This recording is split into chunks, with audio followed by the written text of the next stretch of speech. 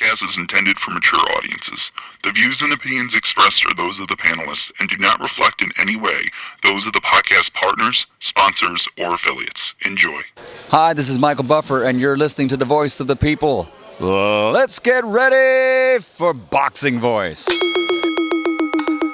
BoxingVoice.com. You seen what he did on Facebook, right? I run New York. Listen, I'm gonna make a motherfucking emoji like this, look. Beyonce Productions. I run New York. BoxingVoice.com. All the guys want. I want what Mayweather got. I want what Mayweather got. He done bust your ass like Mayweather. It was born to fight. My life has always been a fight. I sacrificed a lot to get to where I got to. You don't think you're being overly critical to a guy that took a body shot and didn't go down? There's no pressure. That's just my style. My style is to dominate. I want to get the guy. I want to stop the guy. You know, my motto is man down. BoxingVoice.com. Why you mad? I'm not saying the man can't take body shots. Where's my motherfucking march? We're gonna take this shit to the limit. BoxingVoice.com. Welcome back, ladies and gentlemen. Welcome back to another spontaneous, jam-packed edition of the Boxing Voice Radio. Is going down tonight, 7:30 Eastern. In about 15 to 18 minutes, we're going to be having none other than Crazy Angel. Yeah, I get to call him that. Crazy Angel Garcia's in the building. The father, the trainer of Danny Garcia. So we'll be getting a great interview with him if everything goes well. You know how show business is. I like to say that from time to time because you never know when someone's going to leave us hanging, especially knee deep in camp. But if that doesn't go well, we got a special treat. Shout out to all our Patreon members that drop questions for none other than Showtime executive Steven Espinoza. Finally nailed the man down, and we get to talk some boxing with him today at 8 p.m. Monday, we'll have unified champion Daniel Roman, and we'll have IBF champion Caleb Plant. Tomorrow, we'll have Deontay Wilder's trainer, JD's at 10 a.m., or excuse me, 9:30 a.m., and we'll have us some Kyrone Davis at 10. And then on Friday, we got Callum Johnson, and we're still filling the schedule. Don't forget, on Thursday, we'll have Timothy Moulton, we'll have Mike Polite Coffee, and we'll have Richardson Hitchens. So it's nothing but jam-packed interviews coming all the way from all across the globe. Now, today we'll have Danny Garcia's father, Angel. We'll be talking some boxing. We're obviously going to talk about the 2014 beef between he and Terrence and the fact that his son and Terrence share multiple fights. Not only that, the fact that it's rumored that he's going to be facing Spence Jr. next, as the Redkach fight that's Saturday is a WBC title eliminator, so he's in line. This is what we'll be discussing. This is what we're going to be talking about. If you're interested, you already know the number to call in, 1-425-569-5241. Press 1 time. Voice your opinion right here on the Voice of the People hotline. Now, don't forget to add Nestor Gibbs on Skype to be part of the conversation. Let's head on out to Indiana. Gross the boss. I speak it, believe it, receive it. Speak it, believe it, receive it. Speak it, believe it, receive it. I can't say it enough. I speak it, believe it. With the stem, 2 attempts, handed bands over. Sicko hit, shot and miss, 2 to stand over. Turn up. Breadwinner, huh? Look who in the building. Let me check my Instagram. I might be at 1 million. And I'm in. BoxingVoice.com. Yo. Shout out to everybody out there in the TBB universe, back with another one. Man, oh man, jam-packed show, jam-packed week, jam-packed month, it seemed like. A lot of guests, man, big ups to Ness out here getting all these guests on. Got special guest Angel Garcia tonight. Son of Danny Garcia fights this weekend on Showtime. And also, speaking of Showtime, we have the presidents of sports and entertainment coming on, Steven Espinoza. We got some questions on why Showtime maybe not be doing as well as I feel like they should be. So we'll talk to him about that. Talking about so much, but what's going on, Ness, man? How's your night going? What it do, man? I'm good, brother. Happy that we were able to get everybody that we're supposed to get. All we got to do now is actually get them on the show, and you know it'll be a damn good day. especially if we could get some nice quotes from our good friend Angel Garcia, and I'm hoping that we get some good news from Espinoza as well. You know, he's in charge of the Salida thing. We could bring up the Salida thing. We could bring up the fact that we had Lou on and Lou wasn't happy. He's like, I don't know why Showtime's giving only Salida dates. That's something we can ask. We could get funky. We could ask like, yo, why you let Big Baby slip? Why you let AJ slip? Why you letting these heavyweights slip? Like, they out here getting multi-fight deals with big networks for big money. What's really going on? You know what I mean? But so many ways we could go. Obviously, we could go the Patreon way. Plenty of questions in there, man. So, yeah, just waiting, bro. Just waiting. We got 13 minutes left. If you're just joining us, don't forget to hit the thumbs up button because we got the haters out there already. Hit the thumbs down for no apparent reason. They don't like Danny. He's cherry picking. He's Puerto Rican. He's too light skinned. I don't know. They hit the thumbs down for no reason, man. But you should definitely counter that, hitting that thumbs up. Haters is gonna hate. But Mike, I guess let the cat out the bag, man. As we make some time here, what are you most excited to ask either guy? Oh man, I think I'm mostly excited to get Steven Espinoza take on Showtime State of Boxing right now. Seeing as though it seems like they're getting a lot of other fights that, like second tier fights. No, so I'm just be real. Like they're not getting the Errol, Spence, and Mikey Garcia, the Pacquiao, and Keith Thurman, Errol Spence, and Sean Porter. Just seem like they're getting a lot of secondary fights, and I just want to know like what do they stand right now. And what's their outlook for 2020? Are they going to do some pay-per-views this year? I mean, what's going to be the game plan for Showtime Boxing this year? Yeah, man. I'm interested to hear his thoughts on Jamal Charlo's $7 million plus offer to fight on Dazn with Andre, being as though that he was the last executive to deal with Charlo. Does he want to return? Does he know anything? I don't know. And by what I mean, like, does he want to return? I mean, like, does Espinoza want Jamal to return? Yeah. I mean, and honestly, do you want Jamal to return? Do you want Gervonta Davis to return? It seems like Davis is the only fighter that I see from the PBC side who is exclusively or his fights normally come on Showtime. I haven't seen Gervonta on Fox quite yet, and they seem to be behind Clarissa Shields too. So I want to get some takes on that. Yeah, we can get that Layla Ali and Clarissa going. We could also get Gervonta Davis and Mikey going. We just had Mikey on,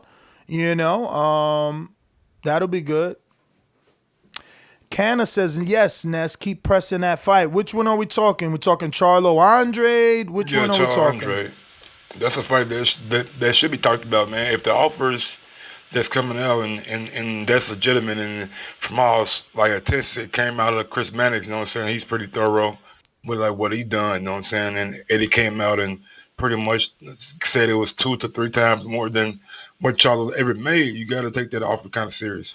The fact that we want to bring up the Clarissa Shields fight with him, I just don't know, right? It's like, I guess that's the question for him. Like, is it worth it to you since she's only doing 200,000 to 300,000 and they talking 5 to 10 mil? You know what I mean? Daniel Debo, I am going to knock you out. I love that soundbite.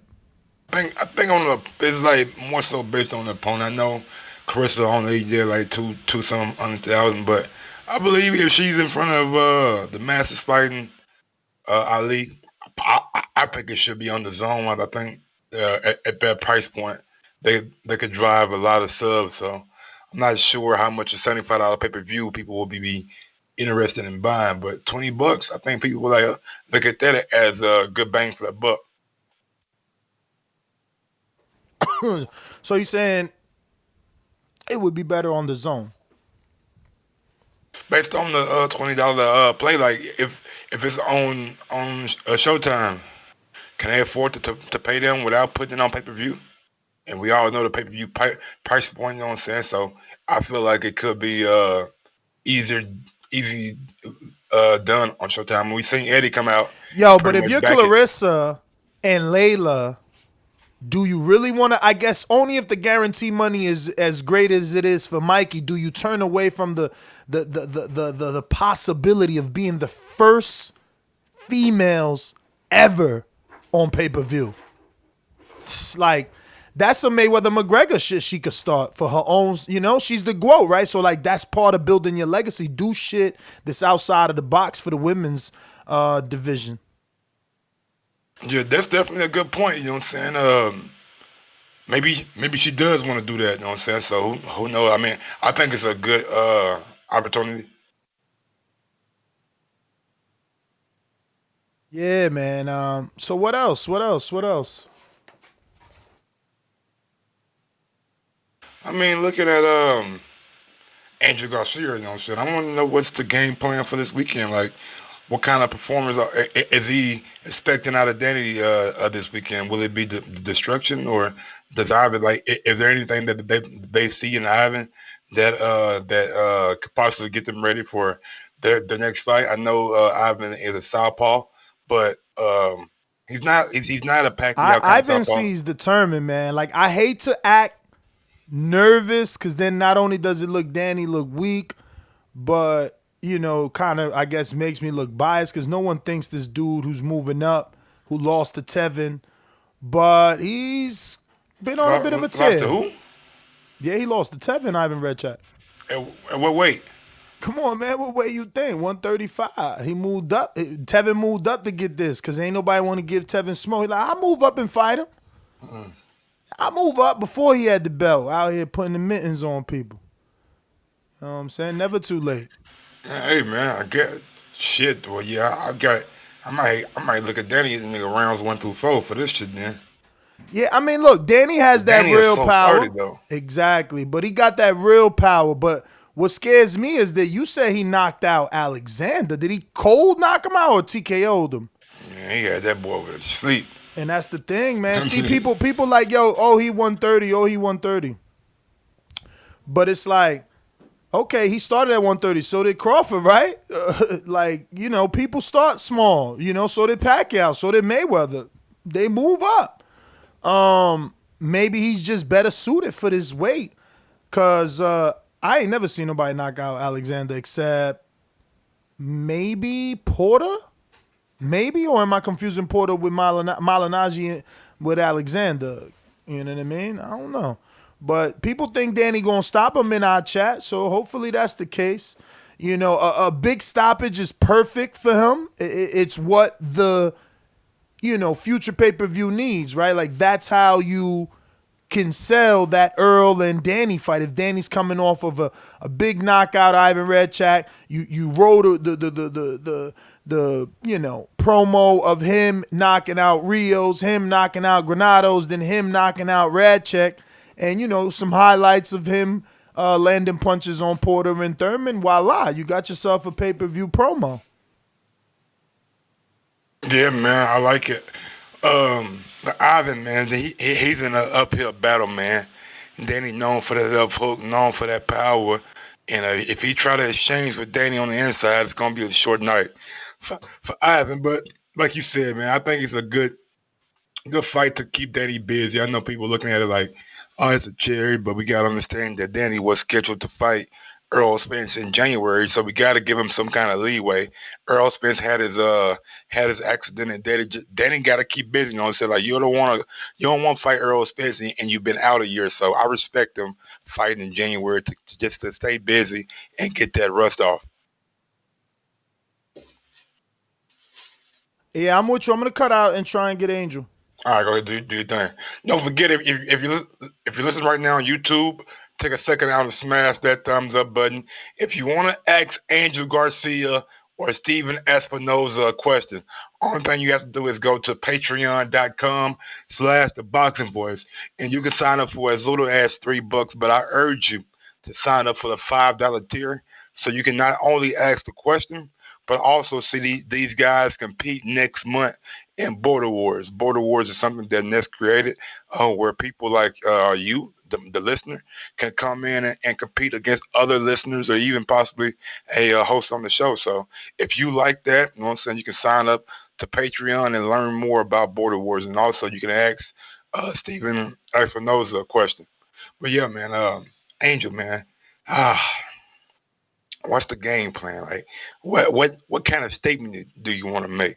You gotta think it's very important to make a statement this weekend against Ivan Redkach. We're going to give him a few minutes. I didn't get him on that try. Tried to call in a little earlier.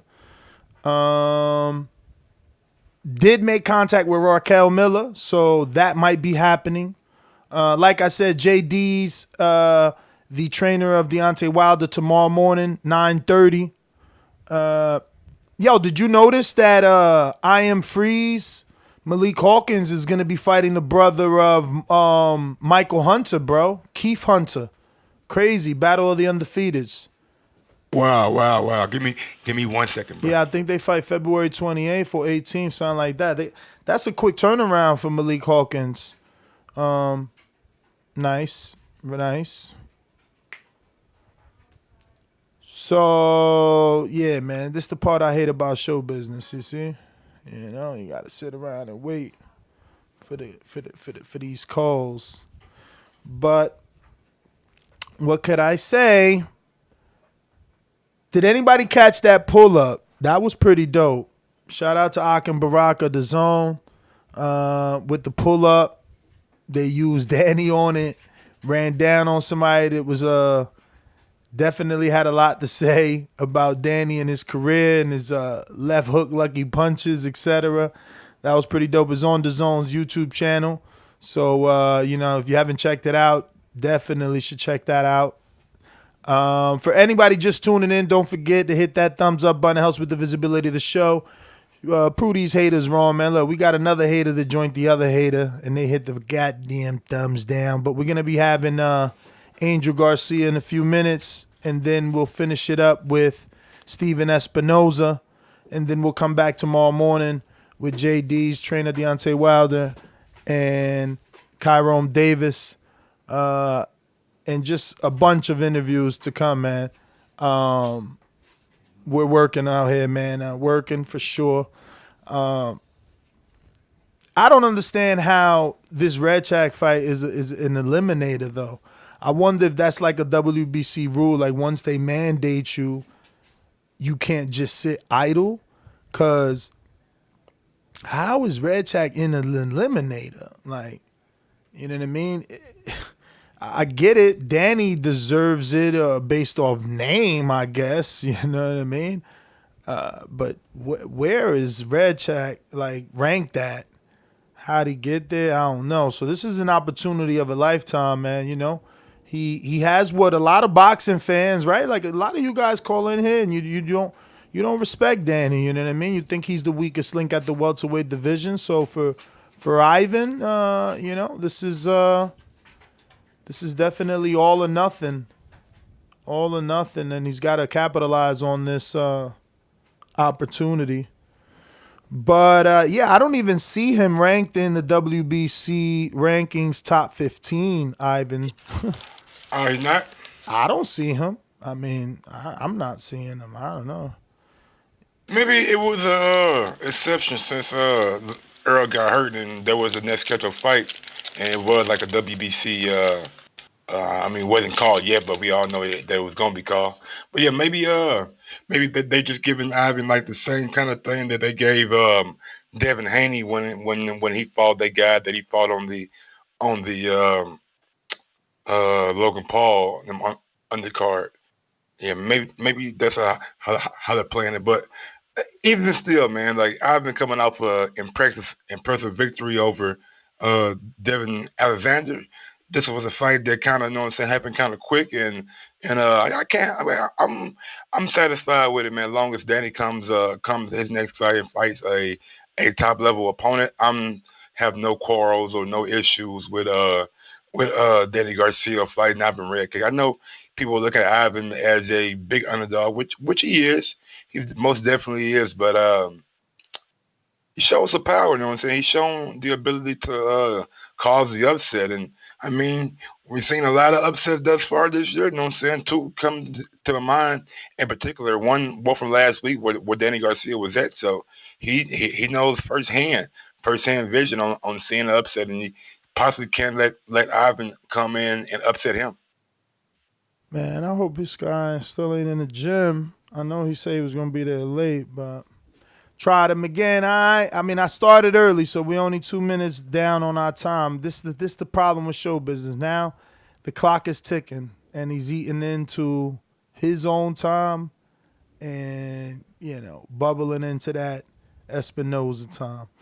Yeah, but I don't see Ivan. So this is definitely a Willy Wonka ticket for him. I mean, primetime television, decently popular A-side on the across the ring from him, and like I was saying before you got back, fight fans kind of think of Danny as that weak link, right? I mean, they look at Danny and possibly look at him like not being like a top tier welterweight, maybe being like on that second fringe tier. But I think Danny, you know what I'm saying, if Danny gets opportunity to maybe fight Keith Thurman, maybe that fight plays out a little bit different. Like he had a close fight with Keith, but I didn't really think it was that close. I thought Keith won. I'm saying pretty convincingly, but he had a close fight with Sean Porter, so. Danny's a good fighter, but you know what I'm saying, people have their opinions, you know what I'm saying, and people's opinion can change with like one fight. Danny can come out this weekend or even the next fight and change everybody's opinion about the level of fighter that he is, you know what I'm saying, by getting a impressive victory over likes of Errol, Spence, or like Manny Pacquiao. The thing is that this ain't the fight, right? Even if he gets another Granados knockout, no one's going to say he's the welterweight killer. I mean, I don't think we can say that about any welterweights right now. I think it's all pretty competitive, you know what I'm saying, throughout. I think over time, you know what I'm saying, we're going to see who's the real killer in the division. But right now, I mean, I don't think you can put that label on anybody, you know what I'm saying? Yeah. Well, what I mean is, off the win, he's not going to overtake that number one welterweight position. Oh, no. This is not the fight for that. Next fight would have been that fight, or if Errol wouldn't got hurt, it would have been that fight. But this fight right here, just staying busy, you know what I'm saying? We know what's down the road for him. We know he expected to fight Errol in January. So this is just like a stay busy fight, man. Like, people gotta realize, like, he was scheduled to fight a very, very credible, unified opponent. But the opponent had some adversity, and Danny, instead of just waiting, he decided to take a fight in an interim and get that ring rust off. Like get that timing down, get that patience back in the ring. So I'm satisfied, man. Like as long as he come back next fight, and it's Errol or it's Manny, I got no issues. That's a good turnaround for him if he comes, right back in June, like they're saying that he should versus Errol. And Ivan is southpaw too, so it's a good way to. I know Ivan's not the southpaw that Errol is, or the southpaw that Manny is, but as long as you get that southpaw training and southpaw fights, you get more used to, you know what I'm saying, fighting a southpaw, and could work more in your favor. I agree, man. Better, if he wasn't fighting a southpaw, I'd be nervous because then I'd be thinking maybe he's not fighting Errol or Manny next. Yeah, I would too, but it seemed like they did it deliberately, you know what I'm saying, picking Ivan, making sure that they get a good southpaw fight, you know what I'm saying, guy who has a little bit of power, so Danny has to guard against that big left hand. And look, man, I think, like I've been saying, it's not a world-beating fight. It's not a fight that the boxing fans will go sit here and pound their chest about, like, oh, yeah, Danny and Ivan. No, it's not that at all, but what it is a good option for Danny to make sure that we get the best Danny Garcia in the next fight. make sure that he has what he needs to when he goes in there against Errol Spence. Errol Spence already said he don't need no tune-ups. He said he don't want no kind of tune-ups. He want to go back into a fight and be very, very competitive. So looking at Danny, I mean, what better fight than that? I mean, and the WBC has rated you number one, and I think also the IBF has a IBF interim fight for the welterweight. So, I mean, so Danny seems like he's gonna be the logical opponent.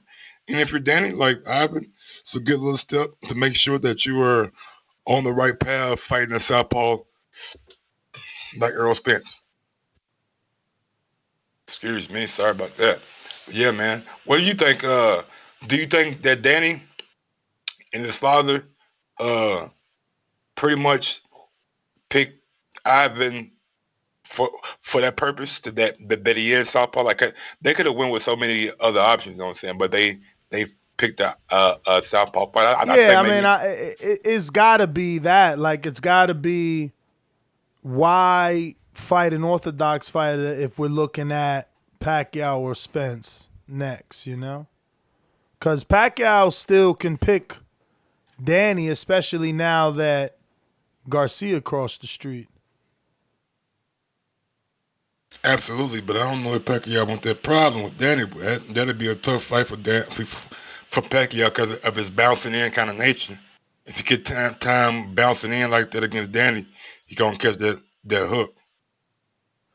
But we'll see though, man. Pacquiao done shocked us, you know what I'm saying, more than one time. I didn't really think he was gonna fight Keith Thurman last year, but he did, you know what I'm saying, did his thing too, so the Pacquiao and Danny fight could be a possible, you know what I'm saying, destination. But I don't know if I don't know, man. I don't know if that fight rings out to me like Danny and Errol. You know what I'm saying? I love Pacquiao, you know what I'm saying, but I think Pacquiao should be fighting Errol Spence or maybe Terrence Crawford or things like that. I think we need to see these guys unified. Pacquiao came out and tweeted about Errol and Crawford, and Crawford came back after the day and tweeted about Conor McGregor and ex-Dana White. Do I need to get my MMA gloves ready? So a lot of things going on. I seen that, bro. I seen that, but it was too late. Like, we had already talked about it and did a show on it. Yeah. I was like, damn. But yeah, man, it's just one of those things that it's a lot going on with the division. Like, don't forget that there's still Sean Porter out there. We still got the return of Keith Thurman in 2020. Like, it's a lot of different things. Like, if we could get a curveball or a change up out of nowhere where Keith Thurman returns and he's fighting so and so, or Sean Porter returns and he's fighting so and so. So it's still a lot of things to be going on in the welterweight division, and it's still early in the year. Like, we're still in January. Like, it's a lot of things that can happen from now to the end of the year. So just sit back, relax, man. Enjoy boxing, man. Boxing is at a beautiful place. We got a heavyweight clash coming up in February. We got boxing going on in China.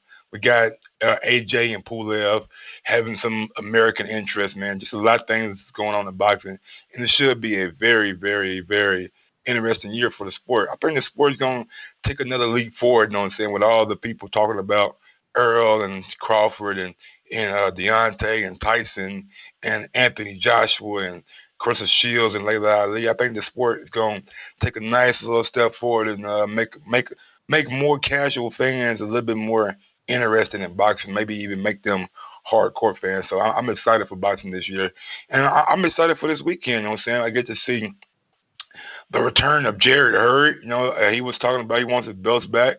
He wants Jamel Charlo. I mean, a lot of things going on with Jarrett Hurd, man. You got to look at Jarrett Hurd, and I really do like Jarrett Hurd. I think he's a tremendous fighter. I think he might be the best fighter at 154. You know what I'm saying? Even though he don't have a belt, that's just my personal opinion. You know what I'm saying? I think Jarrett Hurd is going to be a problem for anybody, especially if he's back right. And also, we got the return of Stephen Fulton this weekend too, the IBO champion. So big ups to Stephen Fulton. They be disrespecting him with that, man. They don't be putting it in the IBO champ.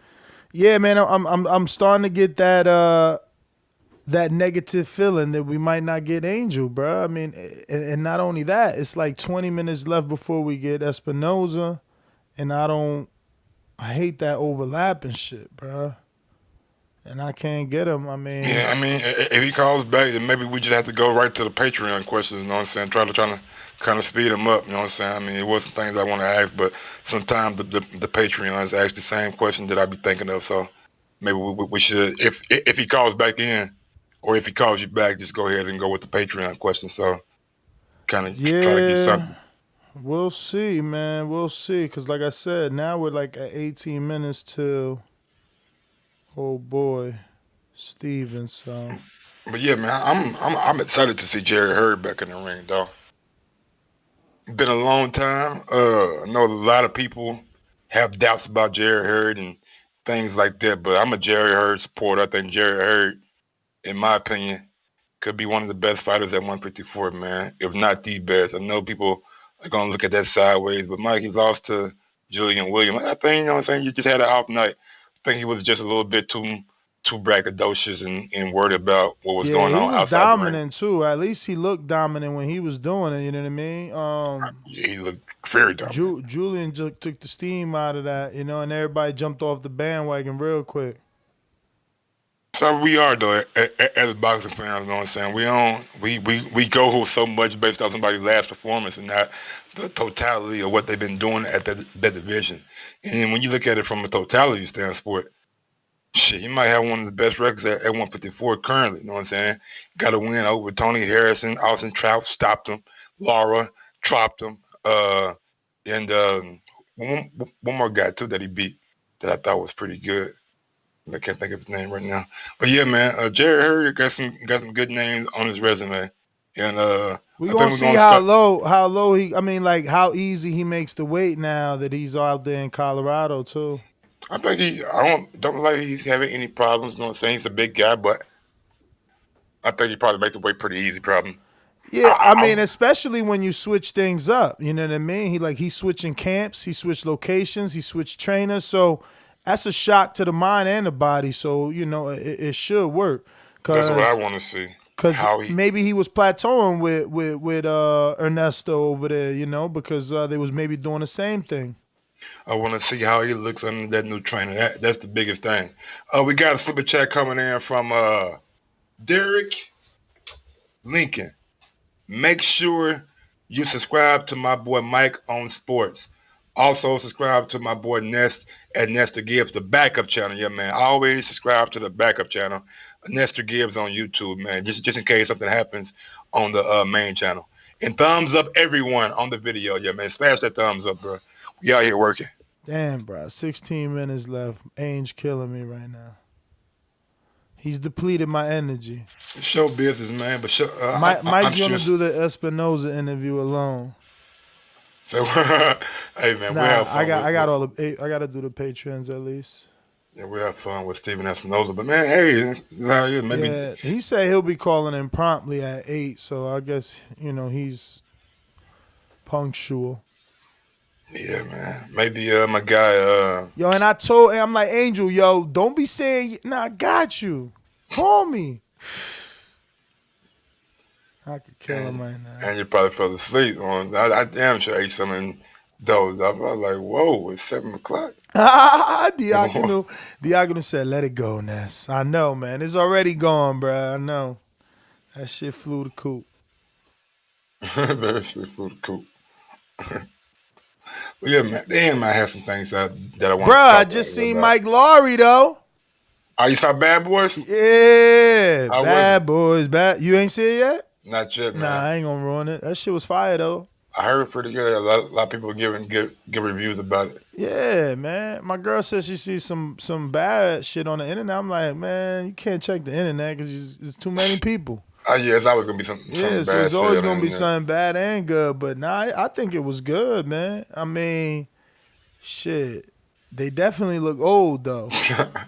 but the movie fixed that. Like in the sense, like you'll see what they did to counteract their old age. It was pretty good though, man. Yeah, man. I do.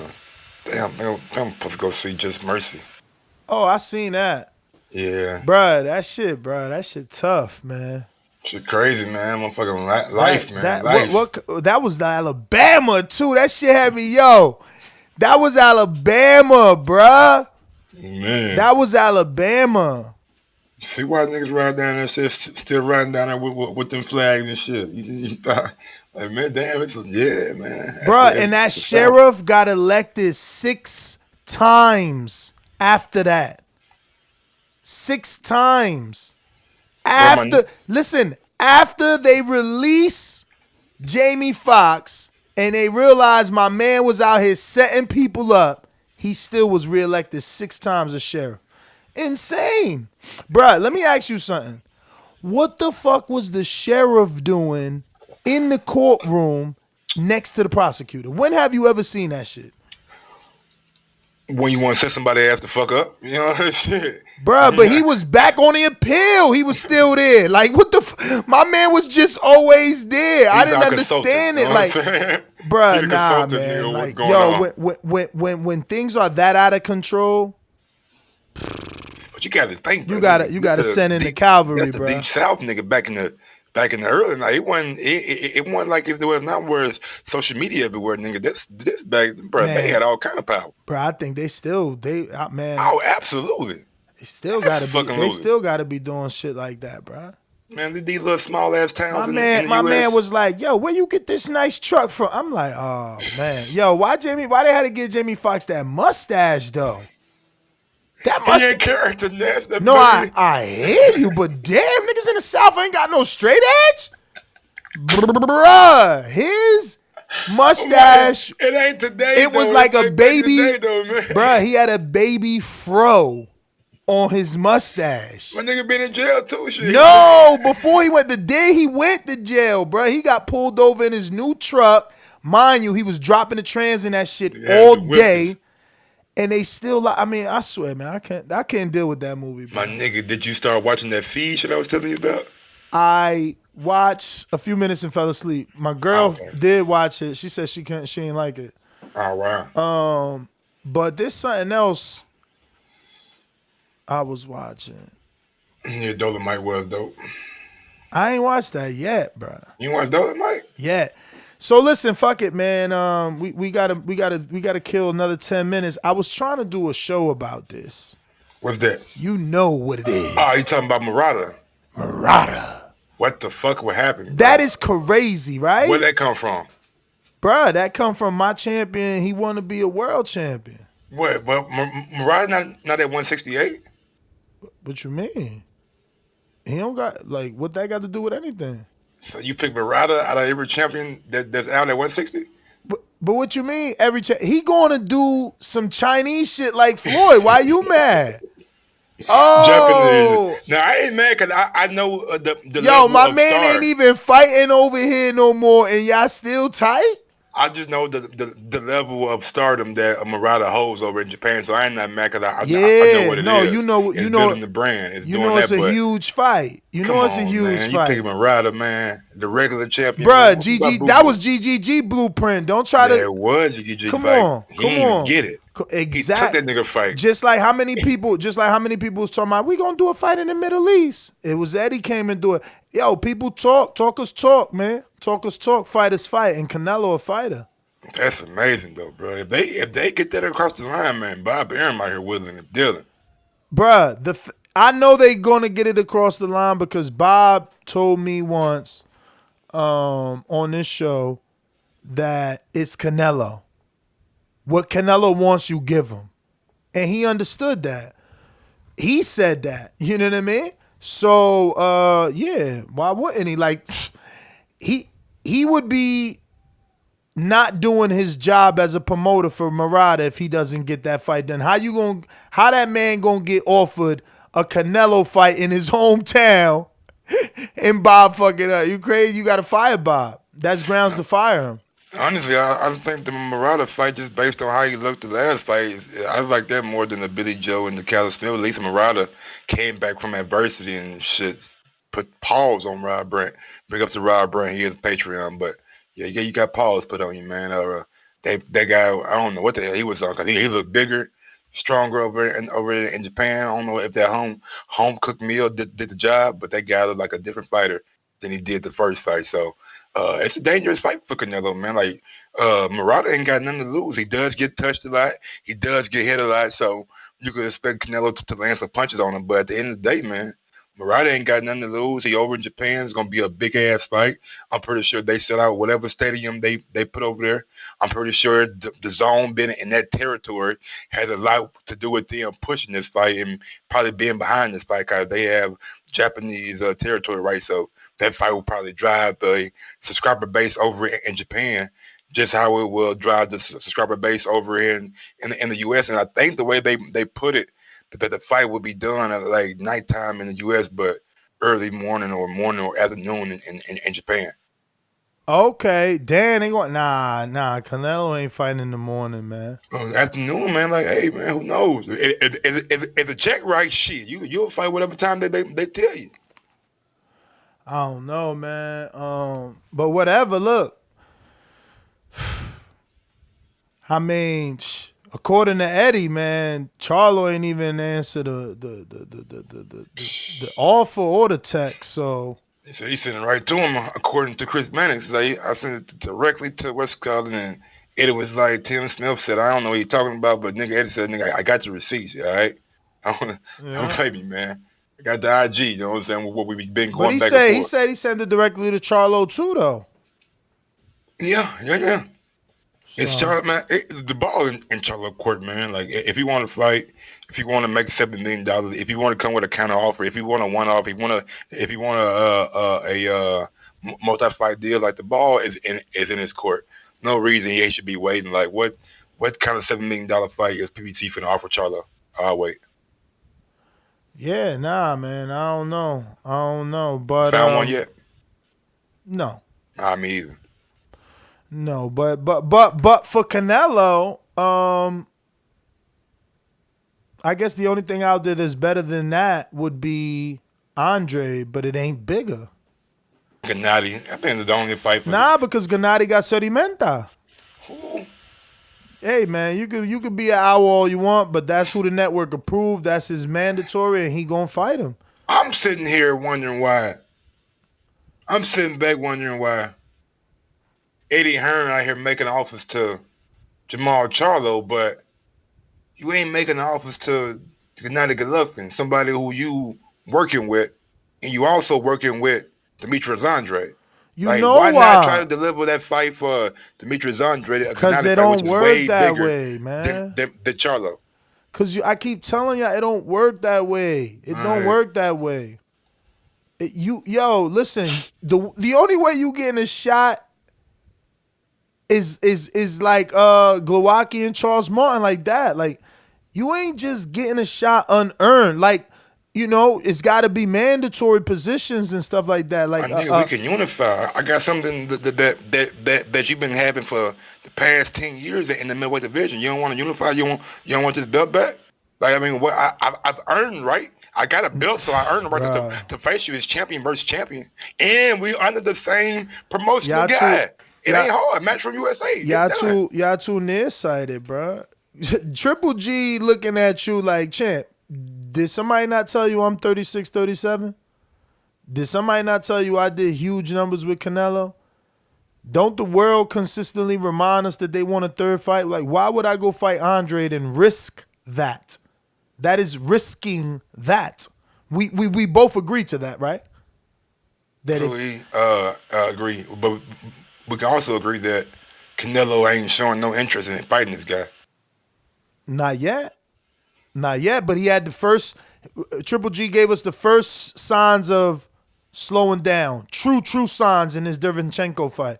Now we see him versus Sedimenta, who's someone we never seen. Fucking never seen, man. Never heard of this motherfucker before. Right. And no disrespect to Sedimenta. But if he Steve rolls him, then he ain't on a downward. You know what I mean? Because was he really? Nigga, Steve Rose touched Gennady. Like, he wasn't like overly just. Oh my God! That's what Canelo want to see. And that's what Canelo want to see. Listen, Canelo feel like he won. Twice, and he ain't out here handing out paydays to Triple G. And Triple G feel like, yo, I beat him twice. I'm not about to fight Andre and Charlo and risk losing my trilogy. Trilogies mean something in boxing. Not too many people had them.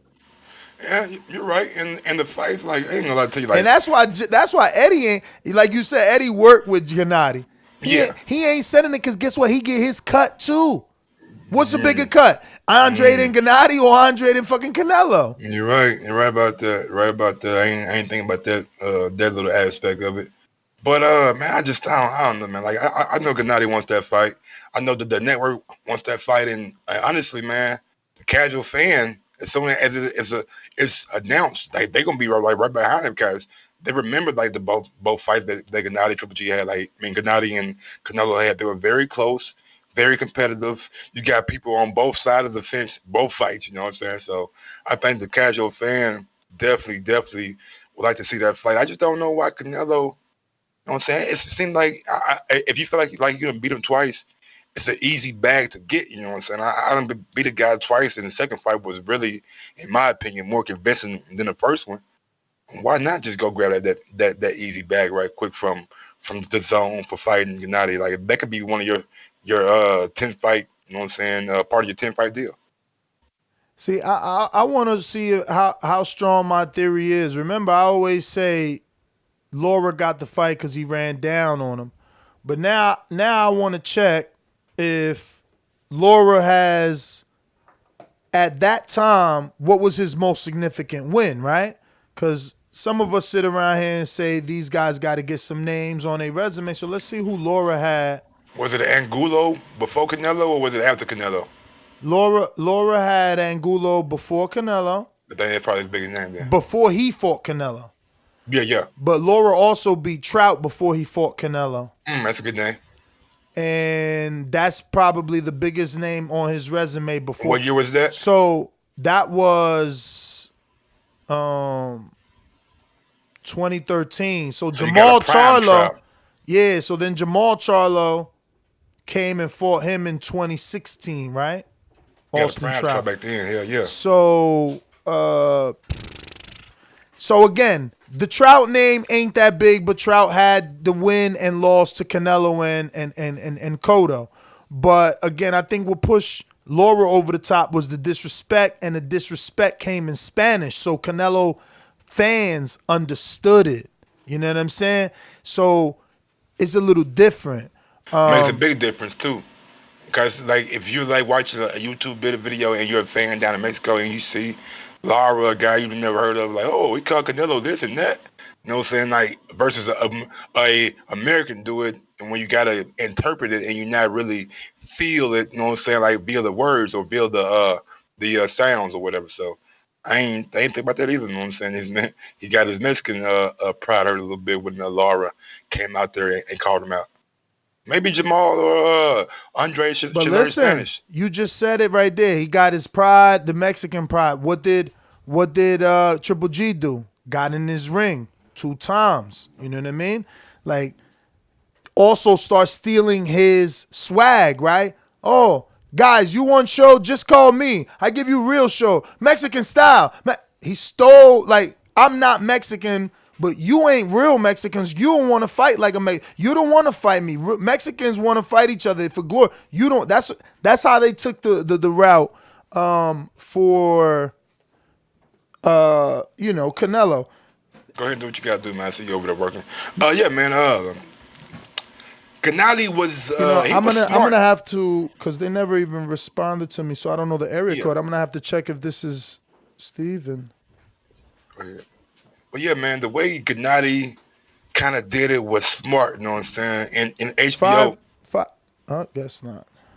And HBO helped out a lot with that. You know what I'm saying? By pushing the fight, always bringing them up to Canelo with Max Kellerman in the ring and things like that. So Gennady, even though his English wasn't fluent, he always said Mexican style and give me my belt, you know what I'm saying, and all that kind of thing. So, and that's another thing he did consistently on HBO, premium network, saying give me my belt and all that stuff. Like, that stuff counts.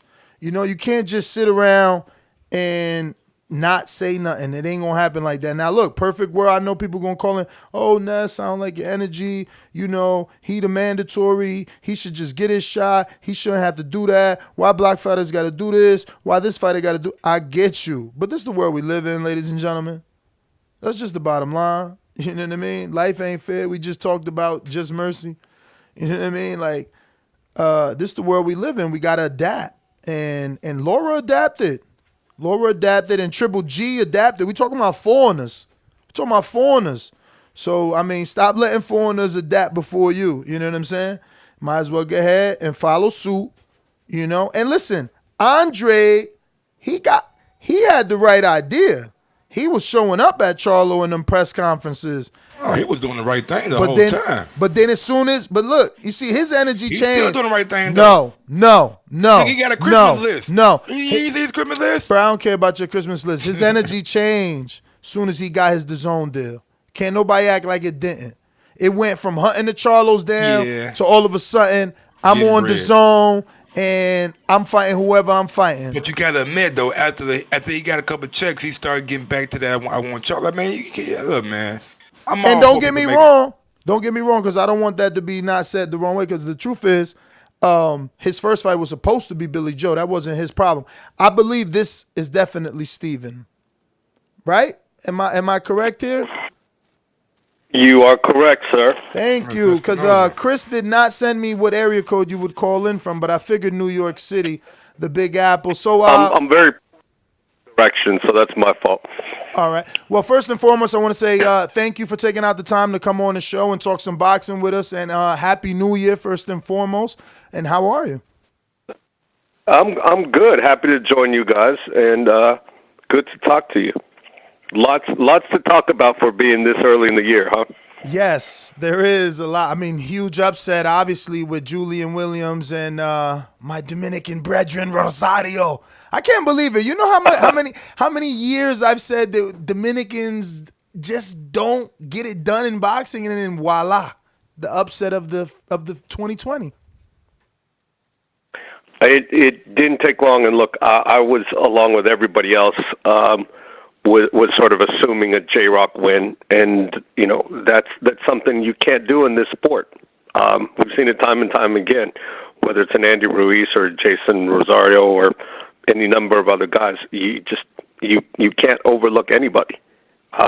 You know, when it's two guys in the ring, they're both trying to win. You know, and the names on the resume and the odds really don't matter when the bell rings. How's it going, Mr. Espinoza? My name is Michael Gross. Hopefully you're having a good night so far. Phenomenal. Just you know, we have a podcast of our own, non-boxing. Just came from a taping of that with Kevin Durant. So knocked that out, and you guys were next on our agenda. Awesome. My first question is simple. What's the outlook and the plan for boxing on Showtime in 2020? It seems like you guys are starting off strong. Are you guys going to keep that momentum going? Yeah, you know, the goal is, and I think this is only we've been more and more determined and definitive on this, is to be heavy in the schedule when it makes sense to be busy. You know, in other words, you know, college football and NFL have gotten to the point where they're drawing massive audiences, both on network TV, on ESPN, other networks, and the fall is really crowded. You know, by contrast, January, February, April, May, you know, not as crowded. Like, for me, those are some of the best months, and that's why we're seeing essentially we're in this run here where we're going 8 out of 10 weeks with boxing, you know, dating back to the December 28th Tank Davis show. And that's because, look, you know, we as a sport, I think we have to pick our battles. It doesn't make sense for us, when we can avoid it, to put our stuff when, you know, 2/3 of our audience is watching, you know, a big NFL game or a big college football game. That can't always be avoided. Sometimes we have to compete with other events. We had to compete on the Tank Davis December 20th with the college football playoffs. Sometimes we have to compete with MMA and with other boxing events. But I think our strategy is to be busy when it makes sense to be busy, which for us is when there's less competition and we can cut through all the noise and get people to pay attention to what we're doing. I think that makes sense for the sport and for us. Is there a clear indication? Because, like, I look at Showtime and I see the ratings come out, and it just seems like from 2018 to 2019, the ratings on Showtime were down significantly, in my opinion. We've seen Clarissa Shields able to do, I believe, like 600,000, 700,000 in 2018, and she came back with a whopping, I believe, like 280. Jamal Charlo did like 250, and Tank did like 400,000. Like, is there a reason why you feel like the numbers have shrinking? Is it because Showtime wasn't fully, well, I don't want to say fully invested, but had a full schedule like they had in previous years last year? Well, I take issue a little bit. We never got to 600,000 or 700,000 with Clarissa. And Tank Davis, at least the main event, did significantly better than 400,000. But I think the point remains, as a general point, I would look at the ratings. I think it's probably a fair statement. The ratings in 2019 are down from 2018, and I would point to a number of things. Number one, look, we don't have access to the same level of talent as we've had in the past. Let's be honest to that. PBC is splitting talent between two sources now. They've got the Fox events and they've got Showtime events. So, that's, we had the luxury in 2017, 2018 of, pretty much being the PBC's primary outlet. And that's why you saw some great fights, and an incredible schedule. Probably the two best years, certainly back-to-back, since Showtime got into boxing almost 35 years ago. So that's one part of it, and that's one unfortunate effect of, having all these networks be in boxing, because there's not a huge influx of talent. We went from having, two premium networks being the primary carriers of the sport in Showtime and HBO to now, ESPN becoming way more active. You've got Fox in it and FS1. You've got Dazn. You've got Showtime. We didn't double or triple the amount of talent in the sport. Certainly, there's more room, but there's the same amount of talent being spread among more outlets.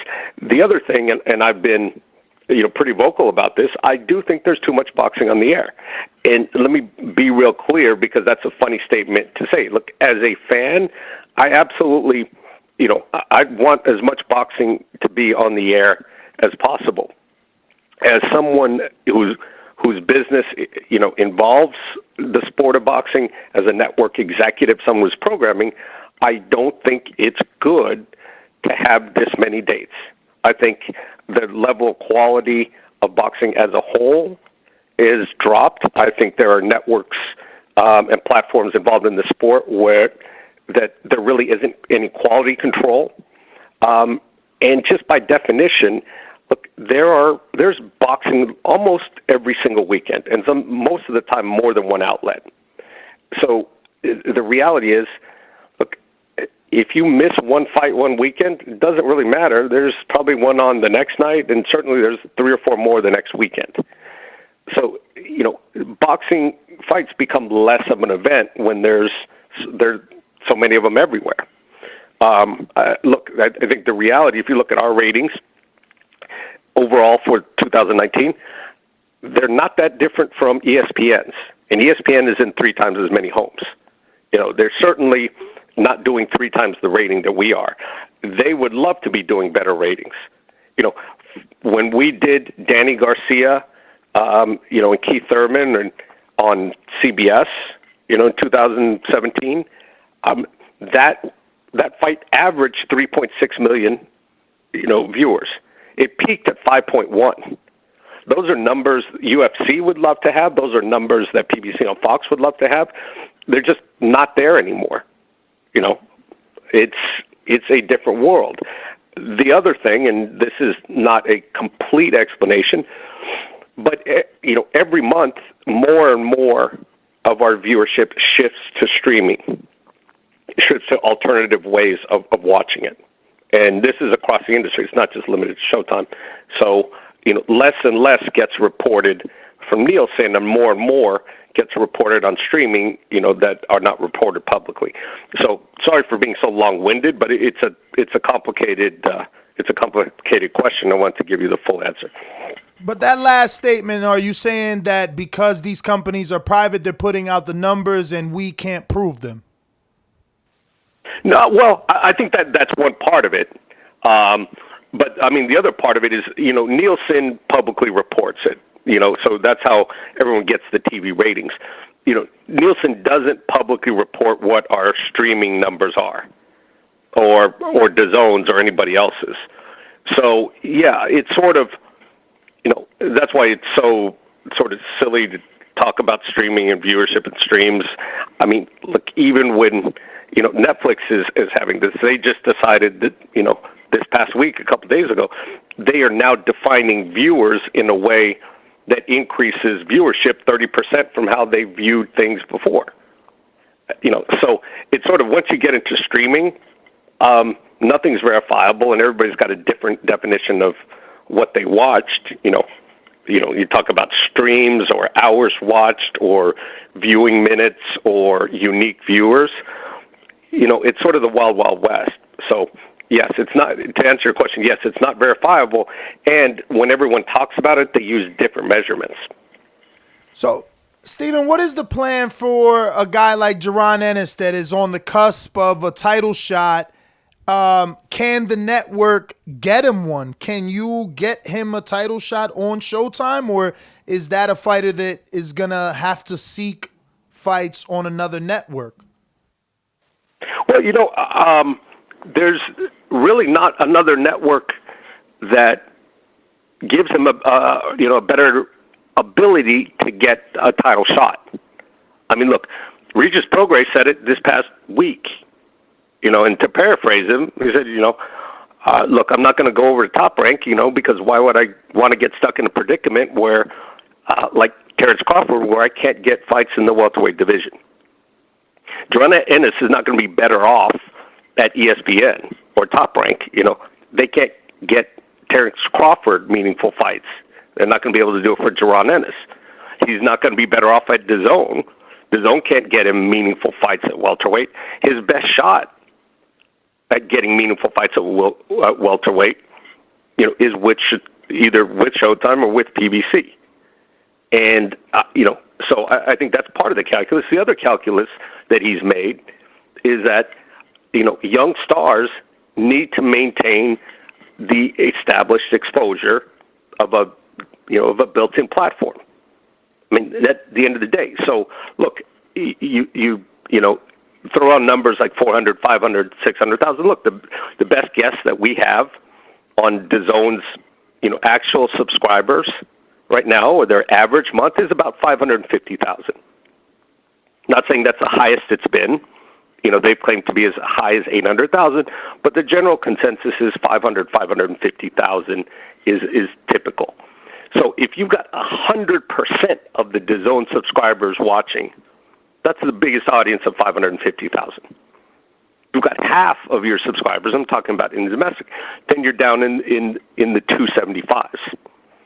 So, when you look at, if I'm Jaron Ennis, and I'm looking at the opportunities in terms of what's going to get me the visibility to build my stardom, what's going to continue to build my fan base, and where can I get the best fights, well, there's no wonder why he's chosen Showtime. Now, I know you're not his promoter, but he's correct. He's really only ranked in the WBO, which is a top-rank belt. Terrence Crawford holds it. So do you see him, leaving that sanctioning body? No, well, look, this might be a little bit surprising to say, but, there are two parts to the ranking. Obviously, there's the performance in the ring, And then there's the political and lobbying part. What goes on at the convention, and not just the convention, but all year long. No, believe me, I know. I just was in the Mexican WBC convention in October. And so no, it's fascinating. It is. That's one word. It's sort of scary too. Absolutely. Yeah. And that you could do a whole show on I'm sure what you saw there. I've already done multiple. And so I would say this. It doesn't, as much as I believe in Jaron, and I do believe, personally, I believe he's the best young prospect in boxing. Look, I'm not saying that guys like Teofimo Lopez or others aren't good prospects. I'm just saying personally, in my not necessarily objective view, he's the best prospect in boxing. But he does not have a signature win yet. He doesn't have the Richard Comey win that Lopez just had. He's been very impressive against competition that either is not in his caliber or has not really been proven to be elite. So what he really needs, and the goal is in the short term and for the rest of 2020, is to help him get those meaningful wins where he starts building on his resume. We all know, we can all see he's really talented, he's really skilled, his physical attributes, he's a great finisher, exciting to watch. Now he needs some quality wins. Now we need to find out how he stacks up against guys who have competed at the elite level. And once he gets a couple of those guys and beats them, then, the rankings will come immediately. I kind of want to back up right quick and go back to the PBC thing. Now, you said that the talent is now divided between you and Fox. My question is, how do you and PBC and Fox decide on who has the first right? Because I look at a guy like Errol Spence, who hasn't been on the Showtime channel since, I believe, Ocampos. And you guys had a big part of his come up. I seen the Kell Brook fight on Showtime. His debut off the Olympics was on Showtime. So, y'all had a big part in his come up. How do y'all decide on who gets the first right and who gets the best talent? Well, look, I'd like to keep all of them. That's the short answer. This is the part that, quite honestly, that sucks for us, for us as Showtime, because look, I think there's a tremendous opportunity with Fox coming into the network, into the sport, and they can really contribute and be supportive in a big way. But coming in to the new sport and being on that and needing main event fights, they got to get them from somewhere. They've never developed any of their own fighters. They don't have a legacy. They don't have a talent pool. So where are they going to get them? They're going to get them from us. So, yes, every main event they've had, virtually, I think with maybe one or two exceptions, has been fighters that we featured pretty extensively. And that's the way it's going to be in the short run. Now, I think if they're committed to this sport and if they remain in this sport, then I think over time it evens out the other way. And I think hopefully Fox will begin to build their own stars, develop their own fighters, and then we've got two networks building fighters and having them move back and forth. So look, the short answer to how it gets decided, I ask for all of them. I want all of them. I argue for all of them, and then we sort of hash it out, and and ultimately PBC decides what goes where. There's some stuff that they propose to me that I reject. There's some stuff that I ask for that they reject. There's a lot we agree on, and as time goes by, look, if I don't like what we're getting overall, then it's on me to not renew a deal with the PBC. So, Steven, why haven't we seen you do business with Lou DiBella? He seems to have a very thick stable of fighters that are not on the PBC level, but right above or in that showbox level. And you can continue to, develop these fighters that eventually PBC will come and get. I mean, he's got guys like Junior Fa, another heavyweight in Hino. He's got Charles Conway, 154-pounder. Stephen Shaw, another big heavyweight. We had him on the show, and I asked him the same question. He says, you got to ask Steven because he's giving all the dates to Dimitri Salita. Well, Lou's got a short memory. Because there was a DiBella fighter that got a bunch of Showtime dates. His name happened to be Regis Prograis. Oh, great. So, there's a continual process. And look, no one is beholden to a network. He doesn't owe me his business. But at the same time, there is a consistent evaluation. Part of the calculation of who we do business with, part of it is who is loyal and who we believe does business and, in the right way with us. I was not happy that we put that much into Regis Prograis and he went somewhere else. Okay, that doesn't mean I'm never doing business with Lou again. But, Derevyanchenko, he's, taken to the zone. The reality on this is the question is let's put it the other way. You're in my shoes. You've seen guys, come up with Lou and then seen them pay off somewhere else. But would you continue to give? It was all like circumstantial though, because the WBSS was on the zone, and also Gennady Golovkin, who was the flagship fighter, was on the zone. Like you can't ask Derevyanchenko not to take that big payday. Not only that, but the amount of money. It all depends what I was offering him instead. Right? But also the amount of money that World Boxing Super Series was giving Regis Prograis, I just don't think Showtime was prepared to give him that. Without those high-level fights being on the table for Regis on your network. Like, he got some good money for that World Boxing Super Series. Yeah. Let me ask you this. And do you think Regis Prograis is a bigger fighter now than he was a year ago? Absolutely. In the U.S. I think so. To the hardcore boxing fan, yeah. To the mainstream media, no. Yeah, he's not a star, but you didn't ask that question. You just said, do we think he's bigger? No, I look, that all that is to say is, that's also, not all money is good money. I could ask the same question about Devin Haney. He's got a title, okay, great.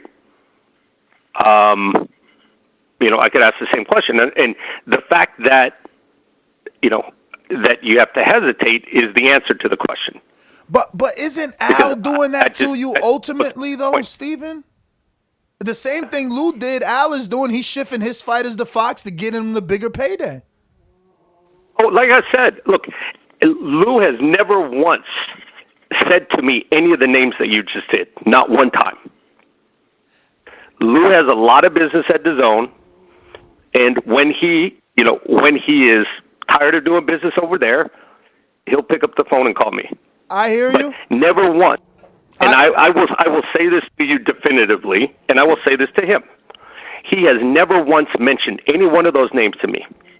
And that's not what a good promoter does, right? If a good promoter wants guys on the network, he's emailing, texting, calling, sending me flyers, DMing me. He's saying, you got to see this kid.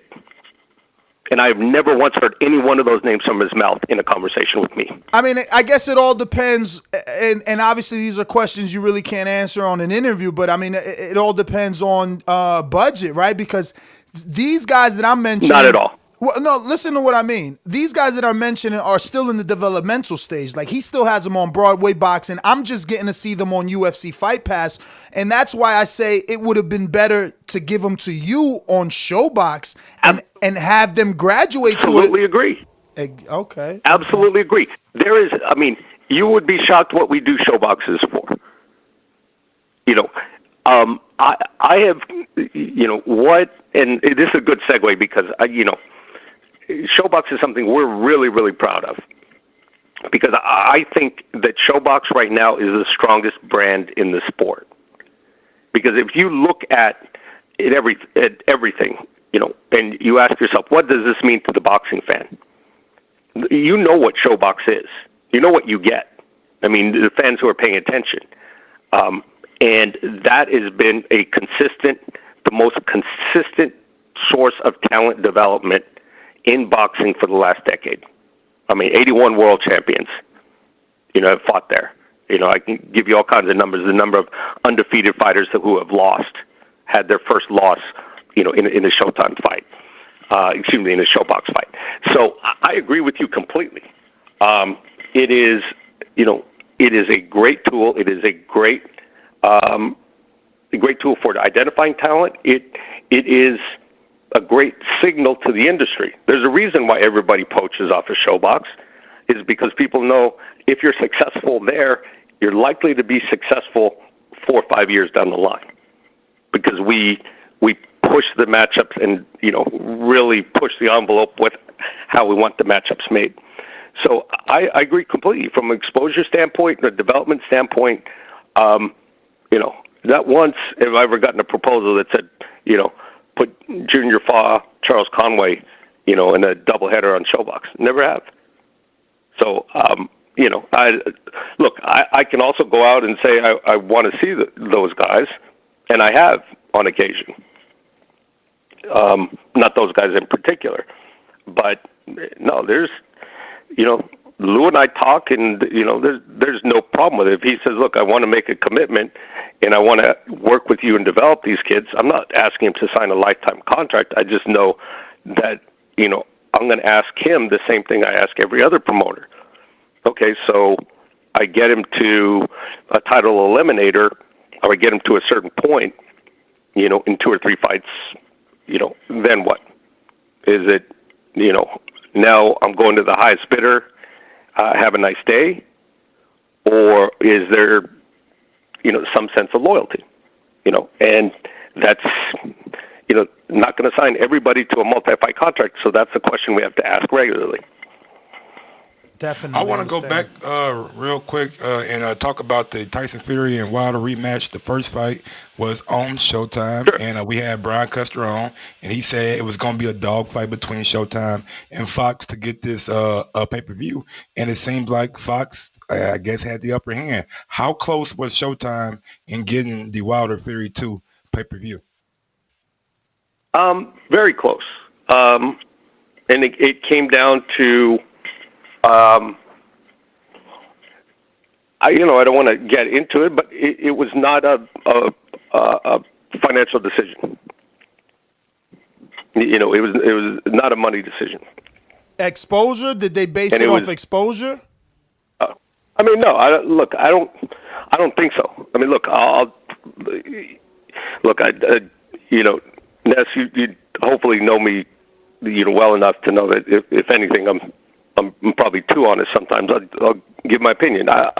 Exposure itself isn't valuable. I mean, but like everybody else, I'm talking about in the marketing sense. So, you know, like everybody else, I saw like all the NFL spots, all the college football spots for Spence Porter. You know, I saw all the NFL marketing for Wilder Ortiz. Did it seem to make a difference? Not based on the numbers. So, you know, when you're marketing pay-per-views, you know, you can't cash in NFL spots. Those are only good if they're actually effective for making people buy. And when you look at those two fights and say, you know, they're both, you know, one's 275, one's around 300, you wouldn't say that, you know, that marketing plan has had a huge impact on buys. You know, not unless, you know, the floor was even lower and it, than we thought, and it got it up to that number through all that marketing. So no, the exposure and the marketing, wasn't really it either, because the reality is, people keep looking at this like it's Fox against Showtime. It's not. It's Fox against CBS and Showtime. CBS has NFL, and NFL does virtually the same ratings. CBS has college football that does much bigger ratings than Fox does. CBS has college basketball that does much better ratings than Fox's college basketball. So the exposure, the opportunities were there. We don't have the Super Bowl this year, but I'm not sure that a 30-second Super Bowl spot in the pregame is going to end up with, push more buys, 3 weeks later. Now, real quick, does Showtime look back on the Dominic Brazil fight and regret making that investment in that fight? Not at all. Okay. Not at all. Because here's the irony of of that entire decision. It was assumed that it would go to pay-per-view. I don't know how that got out there, but the assumption is it was going to be a pay-per-view, and everybody killed the fight for going on to pay-per-view. It was absolutely, this is not a pay-per-view. I know I'm not buying it, shouldn't be doing it. We stepped up, paid a little bit more money, to take it off pay-per-view and put it on Showtime. And then we get killed for, well, not killed, that's a little bit strong, criticized for making, an unwise decision. One or the other had to be the right choice, because those are the only two choices. So if you're saying this didn't belong a pay-per-view fight, then you can't really say it wasn't a smart decision by Showtime to take it off pay-per-view. So yeah, did it cost a little bit more, the regular fight? Sure. Did it drive business and viewership for us? Absolutely. So, but I've seen some of the numbers out there and some of the speculation, it didn't cost us an extra $10, $15, $20 million. That wasn't it. But wasn't your quote that you gave Wilder what he wanted, and that was considerably close to what Dazn was offering him? No, I said he's making considerably. I said he's making in the neighborhood of what Dazn is making. My money is one part of that. So here's the other thing. So there's so much that goes into Dazn. Dazn is taking multiple territories. In other words, right? So Dazn, we're paying for one territory, right? And then, when Wilder looks at his paycheck, he's looking at what he got from Showtime, what he got from International, what he got from Mexico, what he got from, the gate, what he got from sponsorships. Dazn, that's a flat fee. Like he's taking all that. There's no additional money because they're both the promoter and the network. So when they're buying out, you go over there, you're signing with Matchroom. Matchroom's buying you out, and they're saying, okay, here's $20 million for the fight. You're doing it's a fundamentally, and it's funny. So many people miss this point. Sort of like, okay, Mikey Garcia, or Julio Cesar Chavez, here's $6-7 million. That's it. That's the revenue stream. It's a big check, but that's it. So when I say, look, is it when you've got a flat fee deal on something like that, then you're comparing it. I'm not the only source of revenue. There's Gate and there's International that is also adding to that. So did we pay more than normal? Yeah, absolutely. Were we responsible for paying everything that Wilder made? No, we're not the promoter. We are the largest revenue stream, and we paid a premium for that event. But am I responsible for everything that Wilder makes? No, that's not how it works. So, Steven, how could you answer this, right? Like, for the boxing fan on the outside looking in, it's like, man, Showtime lost Devin Haney, Big Baby, Anthony Joshua, Deontay Wilder, Tyson Fury. Wasn't Dillian White there one time? No, not Dillian. But he came to the U.S. to talk to you guys. One fight. Oh, he did do one fight with you? We did. Well, actually, Tyson Fury, getting back to show, both Tyson Fury and Deontay Wilder started on ShoBox, at least in the U.S. So you want to say in that sense, but no, we did one fight leading up, one or two fights leading up. I forget. I think we did 2 fights leading up to Wilder Fury. But we just took the Sky feed. That wasn't a real investment.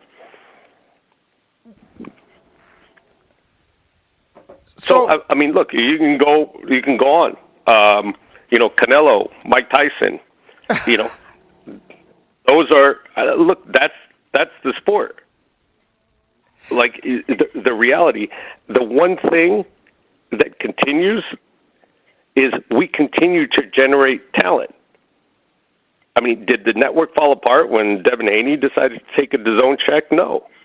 And network didn't fall apart when Regis Prograis decided. The network didn't fall apart when Floyd Mayweather decided to stop fighting. Somehow we're still in business here, when Deontay Wilder's over at Fox for his next fight. Okay. The reality is, our goal here is to bring you the best programming that we can. And look, can I ask you one simple question?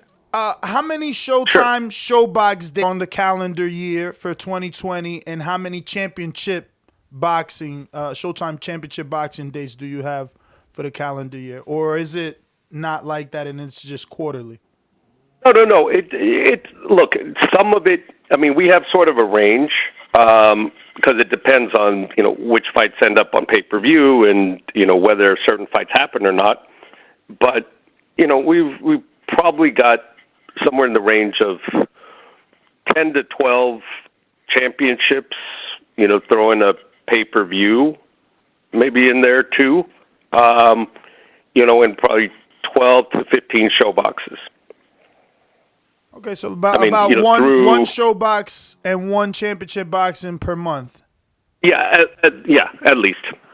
Yeah, at least. And then we've got some mid-level shows, whether it's like an international show we pick up, or Jaron Ennis or Clarissa Shields headlining, which is sort of between ShoBox and championship.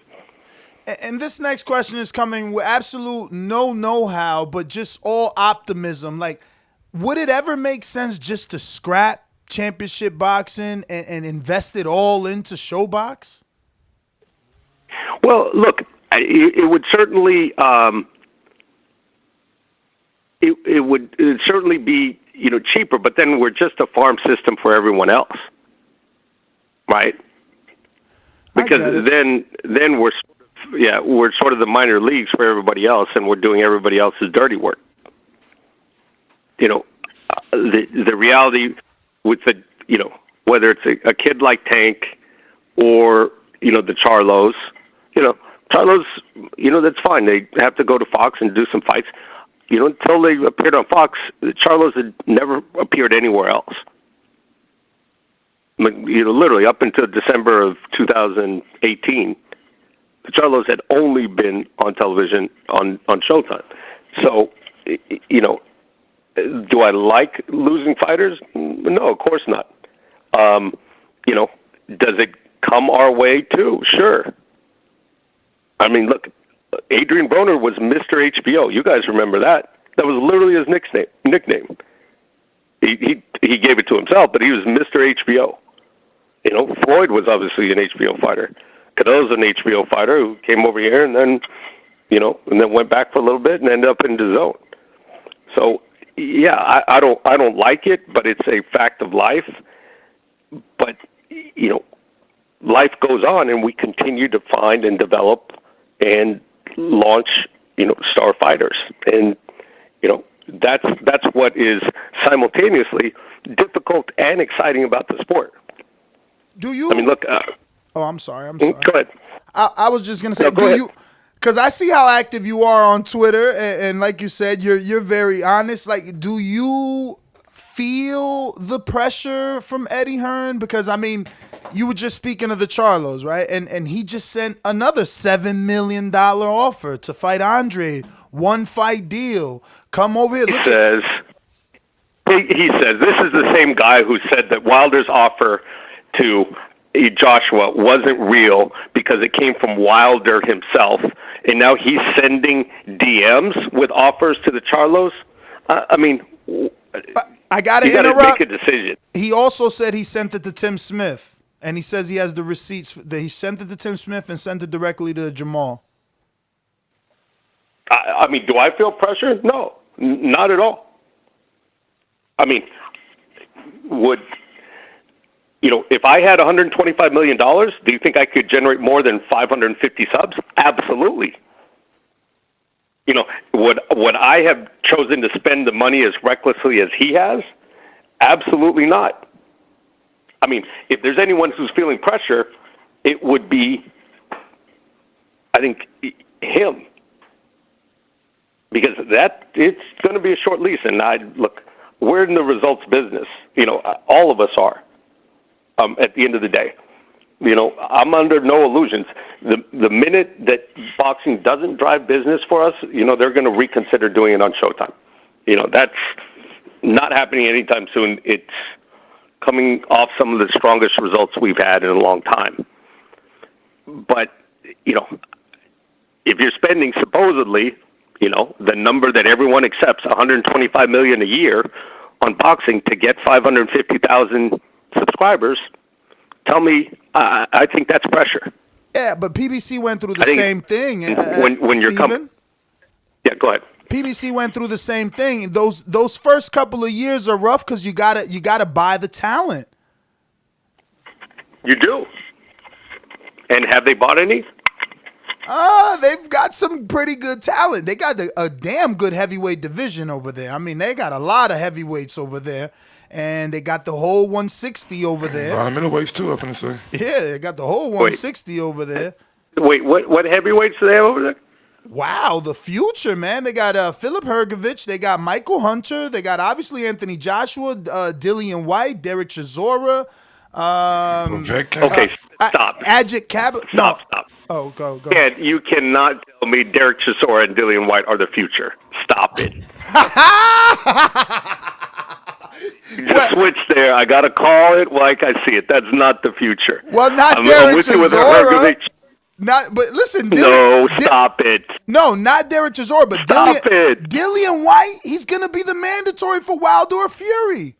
That's a huge fight. Okay. His last 5 fights have been pay-per-view in the UK. Okay, you've been listening to Eddie Hearn too long.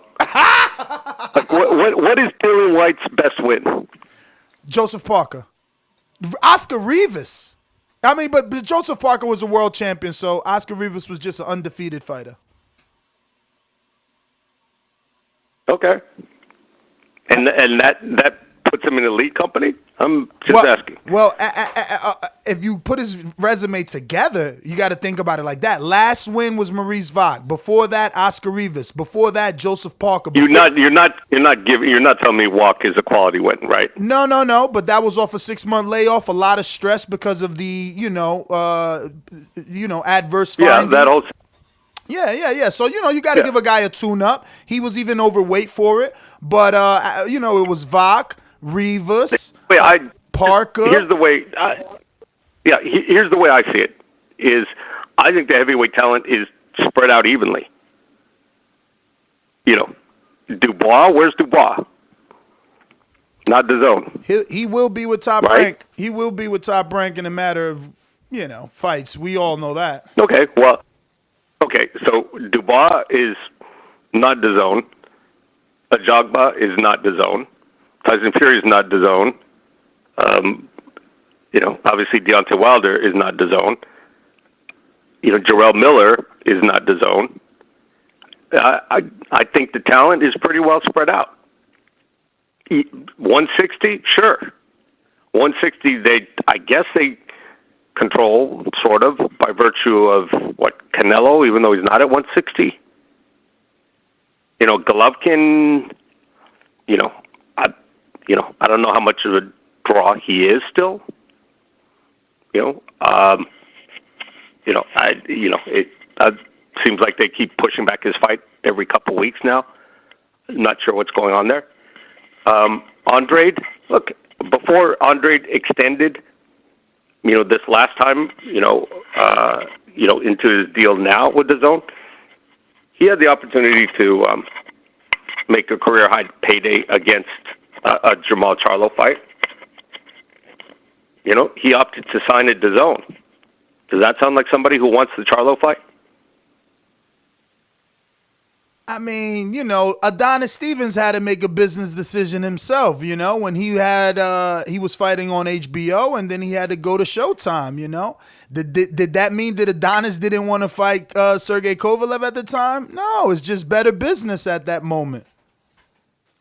Well, I would think so. If someone is, look, I tell you the truth, I don't remember all the circumstances of that, so I'm not going to use it. But, when you say, it's just really strange to me when someone says, I want something, and then you offer them, and they show no interest whatsoever. I want to ask you, since your activity on Twitter is so high, what did you mean Saturday night when you said, I'm glad I didn't buy that pay-per-view? I seen that. I mean, honestly, I thought it was a fairly mediocre undercard, and it was a mismatch in a 40-second mismatch in the main event. I mean, y'all would have said the same thing to me if I had put on Wilder Brazil and they had a 40-second knockout. Man, that knockout was pretty. I mean, it was pretty nice though. Yeah, both of them. I mean, yeah. I was unimpressed. I mean, he was done 15, 20 seconds into the fight, and sometimes that happens. But yeah, that's. I was expecting to put a little bit more resistance up. Would you ever consider working with Conor McGregor again, since he wants to come back to boxing? I no problem whatsoever working with him again, or rather working with his promoter again, since he's beholden to a promoter. Well, aren't you working with him already? With this Manny Pacquiao, Conor? Floyd Mayweather coming back? It's funny. It's hard to keep track of who's fighting Conor McGregor now and who Manny Pacquiao is fighting. Terrence Crawford is too. I mean, Floyd made it easy, though. Terrence Crawford's fighting. Wait a minute. Canelo was going to fight McGregor for a while. Look, at the end of the day, McGregor's not going to be fighting boxing in the near future. He is a big part of the UFC business. And UFC business is not boxing. At least not until they turn that empty office into something meaningful. All right. I'm still waiting for. We're now, 4 or 5 months past the deadline that was going to happen? Yeah, Zuffa Boxing, it's coming. Just wait on it. Steven, I gotta interrupt and let you know we are past our time. So I do want to wrap it up so that we could possibly get you back on. I don't want to. We've already gone over basically. No, look. Whenever you guys want, it's a good conversation. I'm happy to answer as directly as I can. So let me know. We'll do it again. Thank you so much, Steven. Appreciate the time. All right, guys. Talk to you soon. Have a good night. There you have it, ladies and gentlemen. Steven Espinoza, Showtime Sports. I got the alert, Mike. We can't even hit the Patreon questions because I got the call. Nah, bro. What? He said, "Yo, wrap it up, bro. It's been about an hour." I was like, I was just getting started. We had some more stuff. No, I had a lot of questions from the Patreons, but look, man, he was very candid and honest as always, man. He's exactly like he is on Twitter and in person. So it was good. But I would really like to see Lou and him strike an agreement. Steve, you need to go on to what's it called? DBE1.com. He has a big roster. It's not the best roster, but it's exactly what Showtime needs right now. Stephen Big Shot Shaw, you know, you got this other, what's this other guy's names from New Zealand? Not Junior Fa. We had him on today. The one that made his debut? I think his name is Hino. Something like that. Yes, he's another big heavyweight. Listen, Lou has a lot, and he's got some Eastern European heavyweights. Then he's got Charles Conway. Charles Conway is 150. Conwell. He's a 154 pound problem for people. Yeah, man, he got a punch. Lou still has Regis Prograis. Remember, Lou told us that he didn't want to give him to Top Rank, that he doesn't want to just turn over his fighters. So, you know, maybe they could still strike a deal. Lou got Martin J. Ward, too. And look, Lou has Ivan Branchik. Lou has George Aries. He's a short heavyweight, but he's a Hispanic heavyweight, New York City guy, Dominican. I'm you know, he's short, but he's got that whole Tevin Farmer. Don't forget about that. Yeah, he's got Tevin. Contract finna be up. Exactly. But see, the thing is that you can't get all of his fighters. Some of these guys want, you know. I mean, he's smart about like how you doing. Like I'm not tied down to one network. I got fighters on ESPN, Showtime, Showbox, Dazn. Yeah, but that's obviously what caused the rift. Yeah. Because look, it's like, yo, you got Richard Comey, but you took him to Top Rank. You got Ivan Branchik, but you took him to Dazn. You know what I mean? And it's like he said, look, I built up Regis and he took him to Dazn, so I get it. But we all know the heavyweight division is jumping, so I would say invest in them heavyweights, man. Get those heavyweights off of Lou, because at least Stephen Big Shot Shaw we know is good. He's gonna be good. Look, we had Junior Fa on today basically tell us in our face, I don't want to fight him. And that's based off being in camp with him only. So listen, Stephen Big Shot Shaw, he just gotta lose a little bit of weight, but he's super light on his feet, good power. And I'm looking for the other one. Oh, don't forget he got Alicia Napoleon. Could always rebuild her, give her like a 2-fight deal. Rebuild her with one, bounce her right back into the Clarissa fight. Who else he has? Alexis Santos is another heavyweight, but he's really not doing the numbers just yet. Oh, yes, this guy, Alexander Teslenko. No, I told you about this guy. Bro, this guy went to Cuba and was in the gyms in the street out there getting it in with the Olympians, bruh. Like, this guy wants it, man. No, Alexander Teslenko is good. Very tall. Uses his reach well.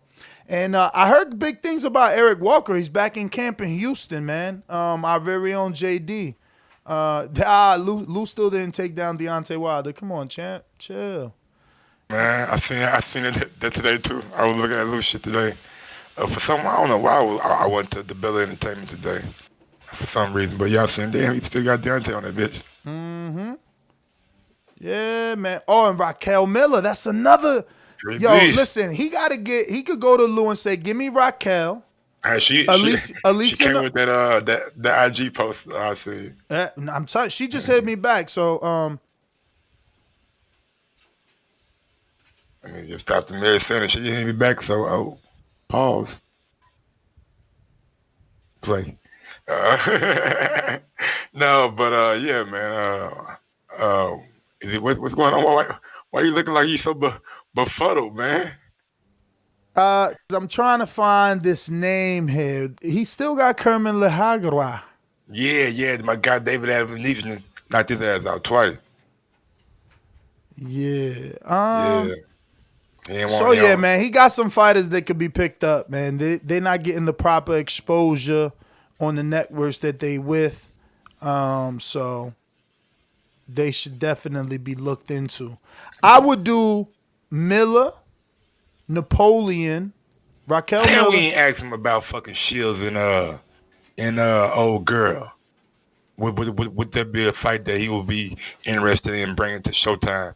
What's the girl? Jimenez. And we should ask him about that. And we asked him about Layla Ali. And see, man, so much, man. So much, man. So much.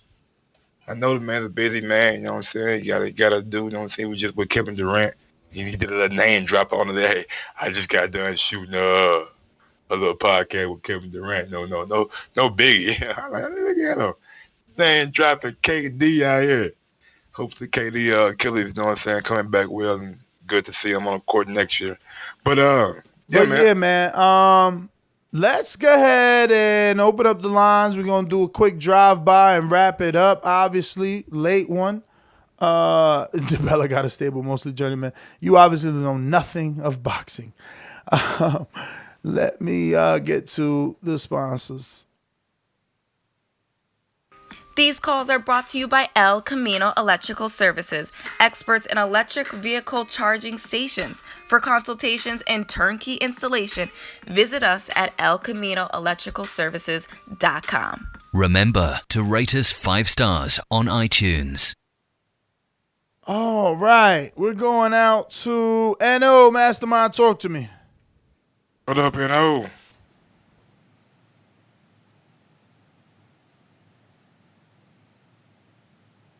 No, you unmuted, but we don't hear you. Your audio ain't good, NO. Your audio kind of let me try CYP. CYP, what up? Are you busy? Yo, yeah, y'all hear me? Yeah, we hear you. So that was an NO thing. Man, I didn't even get to listen to the damn interview. I got to listen to it back. I had a meeting that I had, so shit. I know y'all did a good job, so only showing love. What up? Somebody call me? Anyway, give my call to somebody else, you know what I'm saying, if it's that kind of show, because I ain't even hear it, man. But I'm going to give y'all some feedback when I listen back. I'm going to listen to it, though, tonight, so I can see what the hell y'all was talking about. But keep up the hard work, man. Real talk. I'm impressed. Keep it up. CYP out. Thank you. Kels, Mastermind. What up, Killer Kel?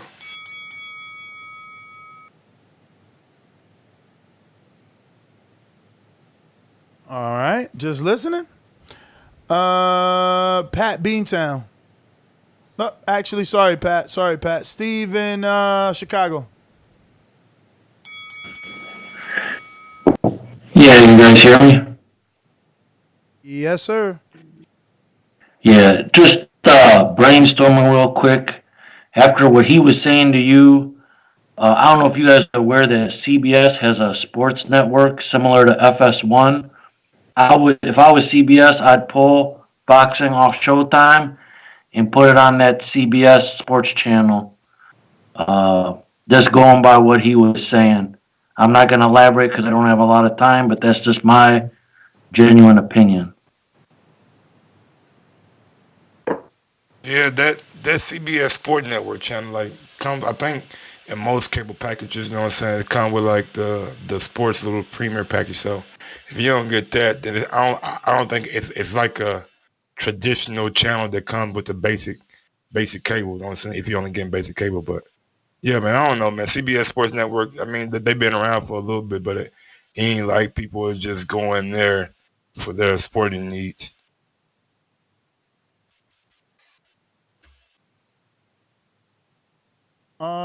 Trey. What up, Trey?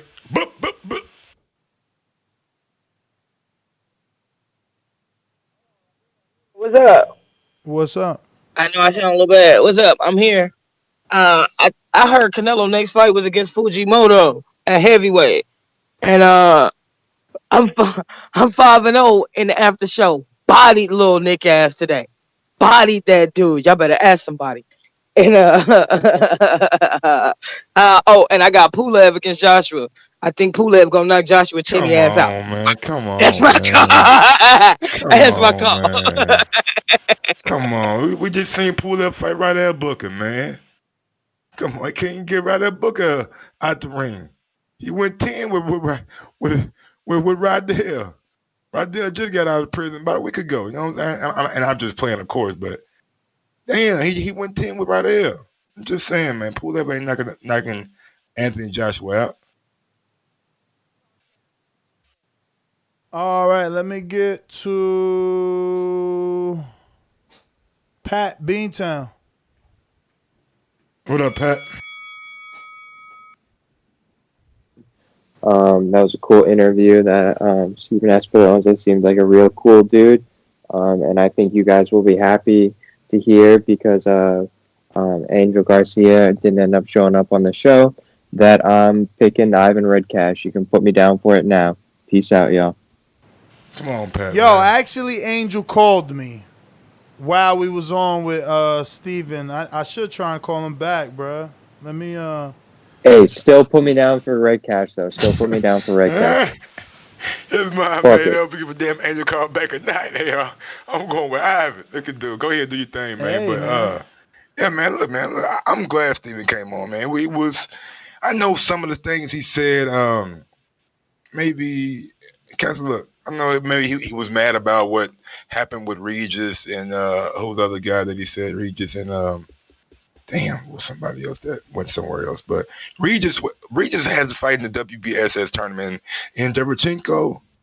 I don't know how much they were offering him, but if they were offering him, like, they had to make Triple G the offer, you know what I'm saying? And it wasn't only a Derevchenko, so it was going to be like $15 million plus the $6 million for Derevchenko. I mean, you're going to spend $21 million for a one-off fight with Gennady Golovkin?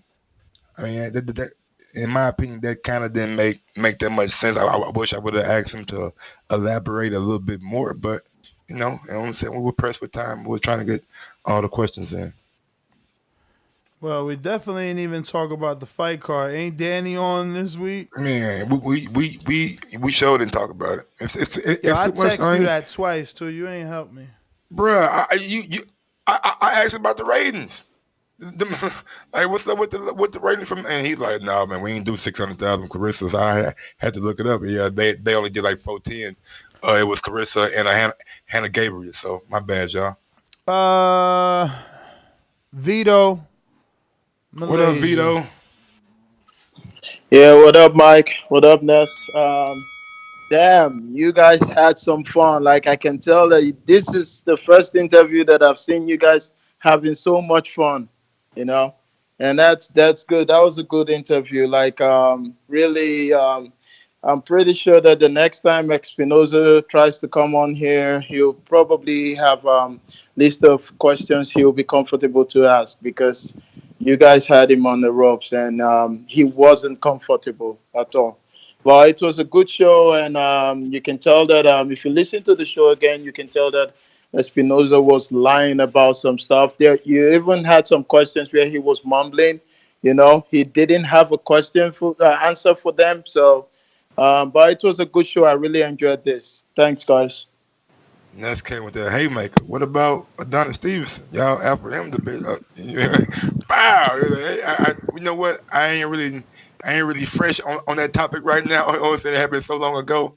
I ain't even gonna speak on it. I'm like, yeah, Ness got him with that one. Ringer Rel. What up, Rel? What up? I ain't even hear the show really. I gotta go back and listen to it. I just wanted to know, did Danny Garcia ever make it on the show? No, Angel was not able to make it on the show. We possibly trying to get him on right now. Danny still got to lose that weight, man. And they got a press conference tomorrow, so I'm guessing Danny probably do all his media stuff tomorrow. All right, my pick for the fight, Danny, 6th round, left hook knockout. All right, call me tomorrow. Tell me 7 o'clock. All right.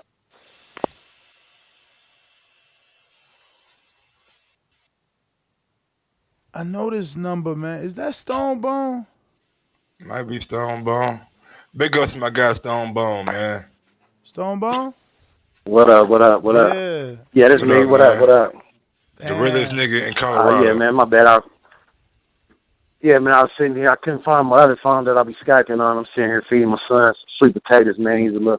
It's his first food, his first solid food. So, man, I've been a little busy. Hey, man, stop with this get rid of Showtime shit, man. Like, this shit is stupid. I like the PG PBC 5 stuff is cool, but just imagine if we get some good star that just emerge and we don't have a platform like a Showtime for him to cuss on and show his ass on, and we're going to miss a lot of personalities that you can see on Showtime that you can't see on a Fox or nothing like that. So true. Pump the brakes.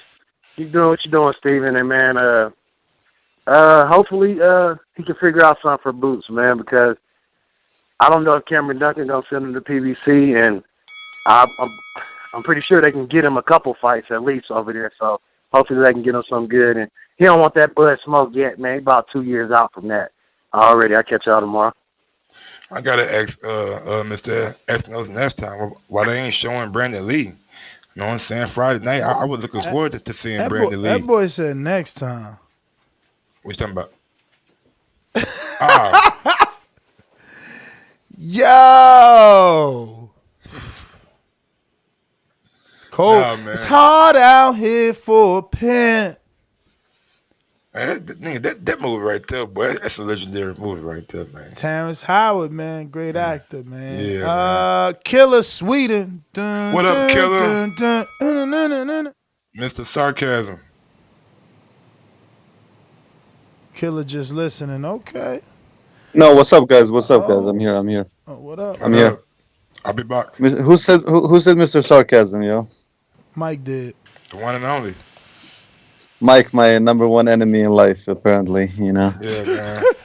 Yeah, every time I hear you talk, I think about a fucking Bruce Willis Die Hard movie from the 90s, like you being the evil Russian and me being Bruce Willis. I gotta take you down. Yeah, okay, and every time I hear you talk, I'm thinking, shut the fuck up. That's what I'm thinking. I got Ivan Blood Money going to sleep. Okay. Yeah, and that's about it. Thanks, guys. All right. Yo, we about to see if we can make this a party line. I'm calling Angel back on some. Oh, man. Is it? Oh, no, I think it's still open, the line. It's still open? Big ups to my guy, Drago. Oh, man, look at dude. This is about this weekend. No, we can't do this weekend, homie. Are you trying to get Angel on right now? Let's see, what should we go to? Danny Garcia, Ivan Redkach this weekend. I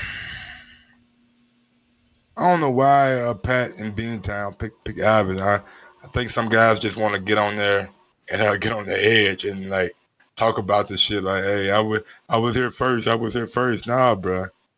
Ain't nothing Ivan done tell you that he gonna be able to beat Danny Garcia, guy starting at 135. We haven't even seen Ivan on the level, you know what I'm saying? We don't know what stage Devin Alexander was, so to pick Ivan, I mean, yeah. That man, you reaching, bro, you reaching.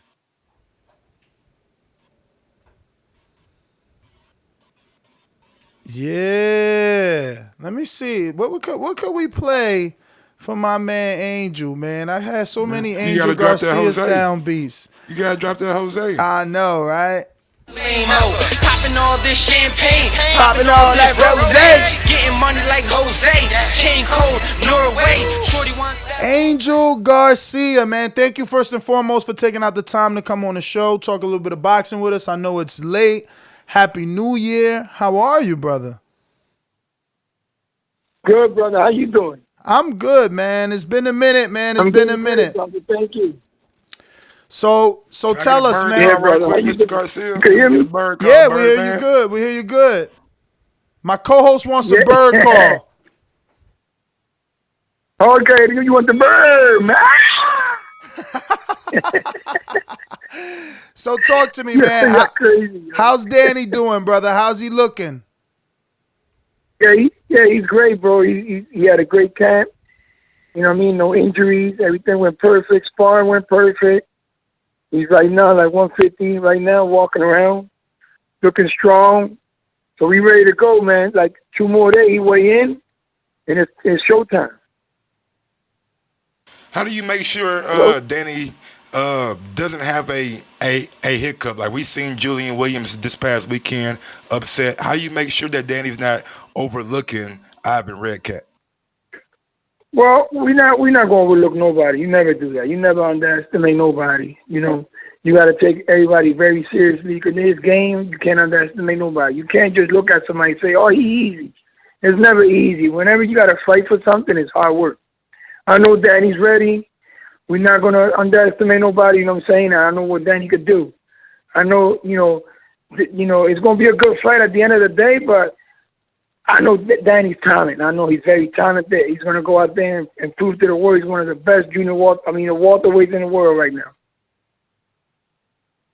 All right, Angel, I got some questions from the people. So we got the first one coming from Cesar in Las Vegas. He says, Mr. Crazy Angel, thank you for coming on the show to answer our questions. My question is, who does Danny think is a bigger challenge, at least challenging out of the 3 champions at 47, Terrence Crawford, Errol Spence, and Manny Pacquiao? Who does Danny think is the bigger challenge? Well, honest to God, they are names that Danny could, in the welterweight division, that it'd be good. I don't know about Terrence Crawford will be an exciting fight. I don't know about that. I know Manny Pacquiao probably be a good fight because, he's got a straight between the people, and it's about the people at the end of the day. It's not about belts or names. It's about, selling arenas out. And I think Manny is a good contender. Spence, I think, will be a good contender if he could come back after that car accident. But you know what would be a great fight for Danny, for real? Danny and García, Mikey. Okay. That'd be a great fight for the all Latinos and the Mexicans and the Puerto Ricans. Now, Danny and Terrence Crawford had 2 fights in the amateurs. Were they boring? Because you said that a fight with Terrence would be boring in the pros. Not boring is that Terrence Crawford can't sell arenas out, and he don't sell pay-per-view. So at the end of the day, he still got to go out there and prove himself, to me anyway. Like, just because you got a belt doesn't mean you're a killer, man. You got to look at the way he got that belt. You know what I'm saying? Like, that doesn't make you a great fighter because you got belts. Great fight is great. Wait, Angel. But what you mean the way he got the belt? He beat undefeated Jeff Horn, who beat Pacquiao. Well, I would have fought Jeff, too. Just because he beat Manny, I don't know, but I would have fought Jeff too. I would have had Danny fight Jeff for that buckle. I knew Danny would have been right now, WBO champ right now. But at the end of the day, we don't want belts. We want money, millions. At the end of the day, they keep all the belts, man. So you don't think that's the people in your pocket. I don't want people in my pocket. Wait, so you don't think that the fight with Danny and Terrence is big money? Well, I don't know. I don't know. I mean, we got other plans. He could do his thing. I mean, this is the thing, bro. Bob Baron, he pushed a lot of 130 for Machenko, whatever his name is. Okay? So he got a bunch of people lined up at 30, 35 to fight Machenko. But he only got one black guy, welterweight. So he didn't build no other fighters for him. So that tells you everything about the book. Don't worry about us. We ain't worrying about him. We not worrying about him. Not for him, like, not towards boxing, but we not worrying about that guy. That guy's not even on our radar.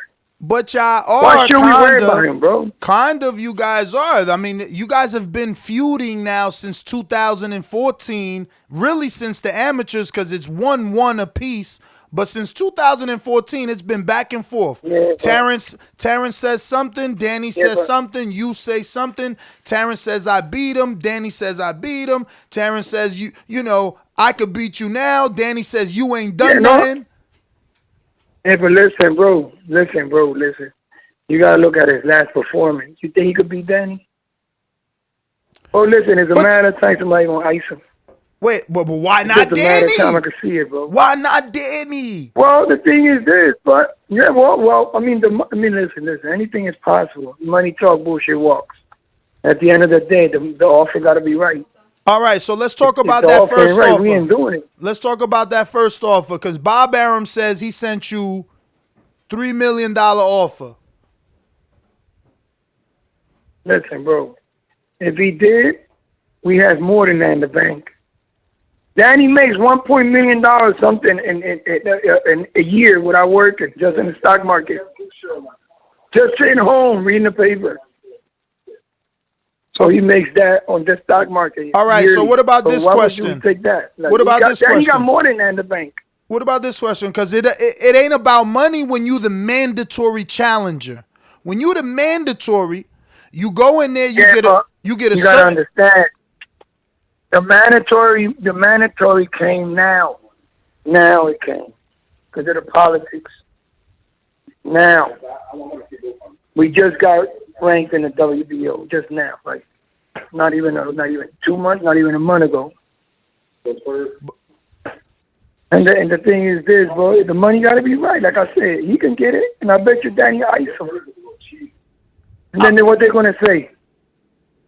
That Terence Crawford ain't fighting nobody. He wasn't ready for Danny. They got him as pound for pound number anything is one. possible, but we gotta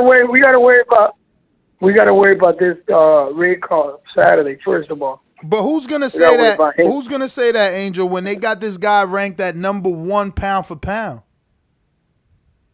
You see the videos. Oh, you're right. I understand you, but I got to worry about Saturday first. And after Saturday, whoever can get it. So let's put it down because I'm like over pushing on. Yeah, I'm not going to try to like look at this guy like So I'm not going to try to make a scene like the red card not in front of us. So we got to take him very seriously. You know, we got to get the job done. And Saturday, after that, then we could talk all the questions you want after that. Whoever can get it, anybody can get it. We're not ducking nobody. And if Terence Crawford want to get it, he can get it. Give me a number. What is it going to take? What is it going to take, Bob, to give Danny to get him on that fight? Because listen, you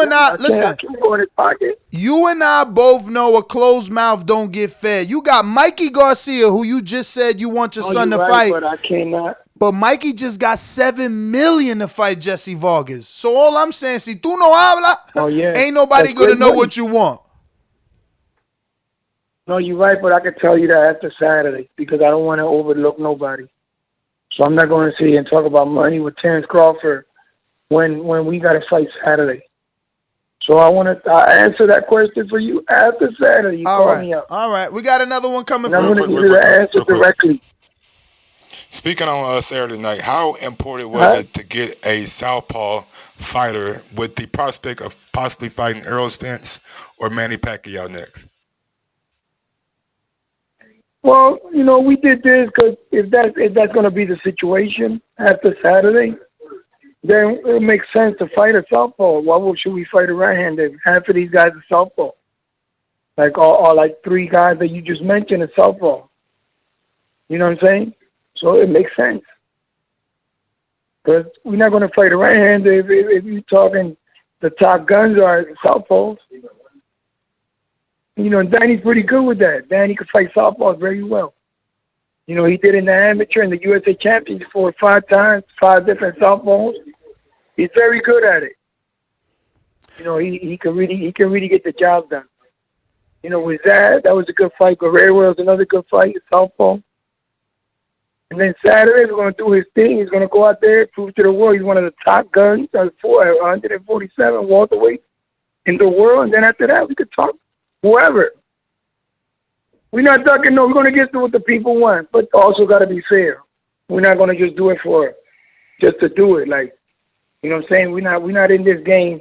Excuse me. We're not in this game for little medals no more, or you know, or little reward. We in this. You know, this right now is in this kind of level of life. You know, you can end your life in the ring, so you gotta take it very seriously. You know, so we gotta be rewarded for the hard work. Because if anybody can do this, everybody be doing it. It takes a special guy to do this. It takes a special guy to go in the ring and do what these guys do. These guys are warriors. You know, it's like going to war. Not everybody can go to war. You got to be a special soldier. You got to be special in some kind of way in your life where you could go and put an M16 in your hand and go, you know, you're going to end up like get somebody shoot you in the head or you got to shoot somebody in the head. So that's how it works. It's the same way like boxing. You know, that's why a lot of guys, like, give you a good example, like, with Gamboa. Like, what kind of trainers were in the corner? Like, what would you let a man fight with a broken foot, whatever it was? This man went out there with a broken foot. What's to prove? He probably won't never box again in his life because of that 12 rounds with a broken foot. He's probably ending career right now. You know what I'm saying? So sometimes, like, a lot of these fighters that die in the ring is because the training that goes on in camps with the secret that guys are getting knocked out and they still put them to fight. You know, they got fights and then still put them to fight. And they get knocked out in camp. You know what I'm saying? It's not the ref, it's out of the ring. It's in these gyms they got to be watched. You got these trainers that cause top trainers in the world but ain't getting the job done because the money's in their mind. In my mind is Danny, my son. I love him to death, so it's got to be right. Because I'm not just going to put Danny in the ring with anybody. And then you got all these people that's going around and doping and shit like that. Ain't doing no doping. You know, because that's one thing we're going to do. We're going to do doping. If we fight whoever, we got to do doping. We're not just going to go by what you're telling me you're doing. No, we doping. And if I can, you got to train in this country, in America. You can't train overseas when somebody looking at you that you're going to be a president one day. Shit, you ain't leaving a country with somebody urine dirty. Whoa. Wait. So that's a direct shot at Pacquiao. Are you saying that one of the contract stipulations for Manny Pacquiao is that he got to train people him? Know what I'm talking about. Yeah. Well, listen, I know his name is big, but if he ain't training America, that's why Floyd exposed him a little bit. He wasn't training his country no more. You got to understand, bro, you're not leaving a third world country with some powerful guy that's supposed to be president one day if he got a dirty urine. Who's going to let you leave? I'm not saying he does. I'm saying if. So I want people to understand that. Because, you know, people put words in your mouth. If. It's like if you go to Saudi Arabia and you talk about the Prince of Saudi, then you leaving the country of life. You ain't leaving that country. There's only in America. Now other countries don't play that shit. So everything's got to be right. Because at the end of the day, you'll die in that ring. Trust me, bro. They'll kill you, bro. And they'll laugh about it because this game is slimy like this.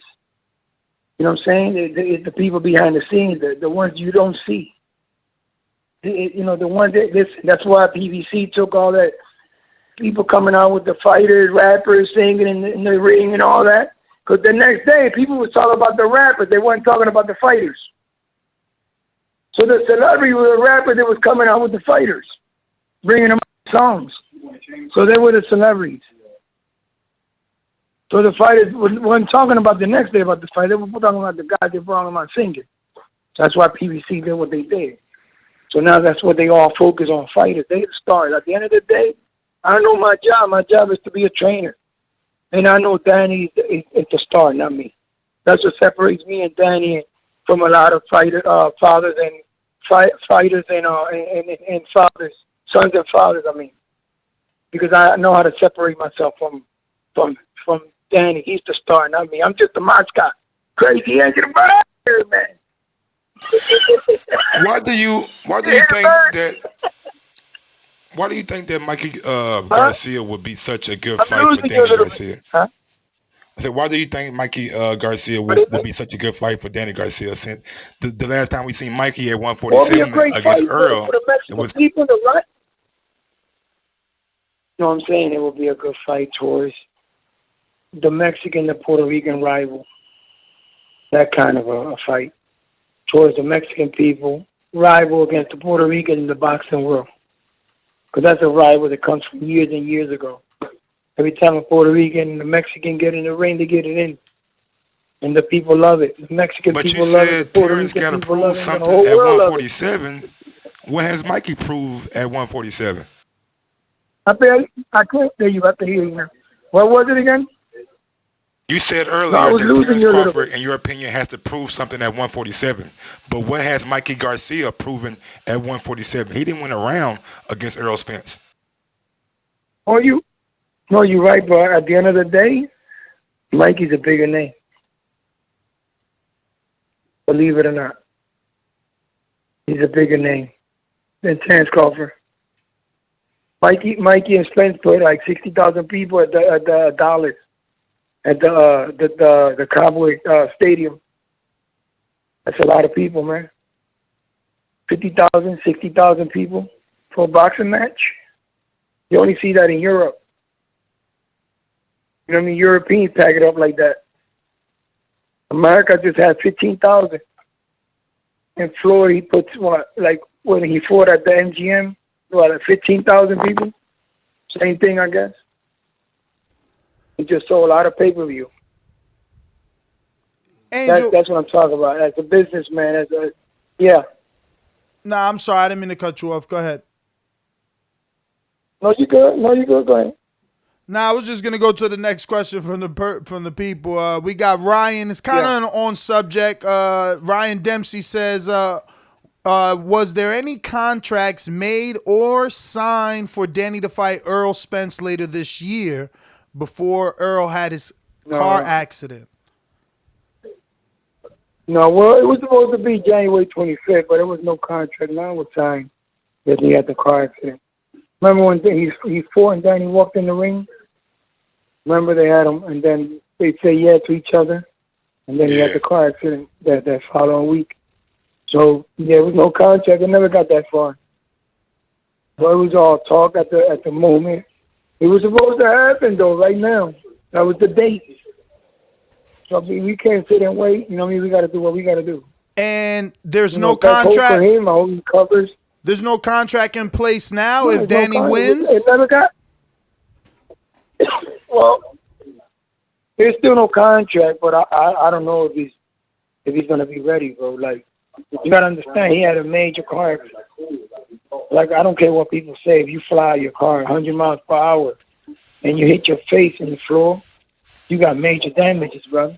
I mean, he's back training right now. I don't know. I can't talk. I can't talk for his team. I can't talk for him. All I know I can say is I hope the best for them. But I'm not going to be evil and hope bad for him, because I know he got children that love him.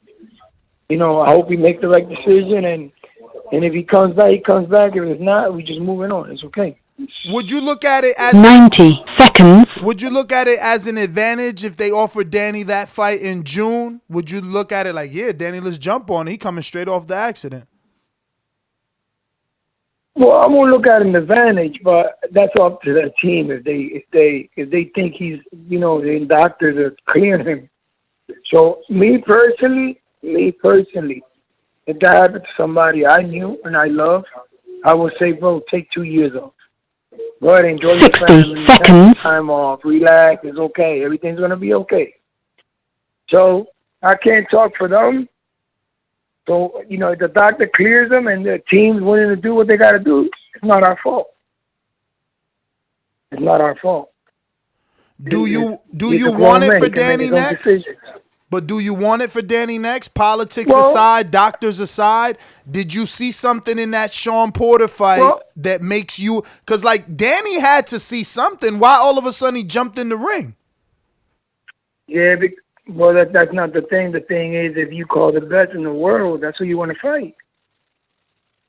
And he's supposed to be the top of the food chain right now. So, I mean, that was the smartest thing at the time to do. 10 seconds. But things happen for a reason. Because it didn't even happen. So you see how things happen? It's like when Floyd was supposed to fight Manny Pacquiao at the time. He didn't do it when everybody wanted it. He did it when he wanted to do. 3 years later, he got $250 million. If he would have fought Manny when they wanted him to do it, he would have made $35 million. But that's when Showtime signed Floyd for a 3-deal package for $35 million a pop. And then he waited 3 years later. Then HBO and Showtime got together and paid them off $250 million. Now he don't fight no less than that.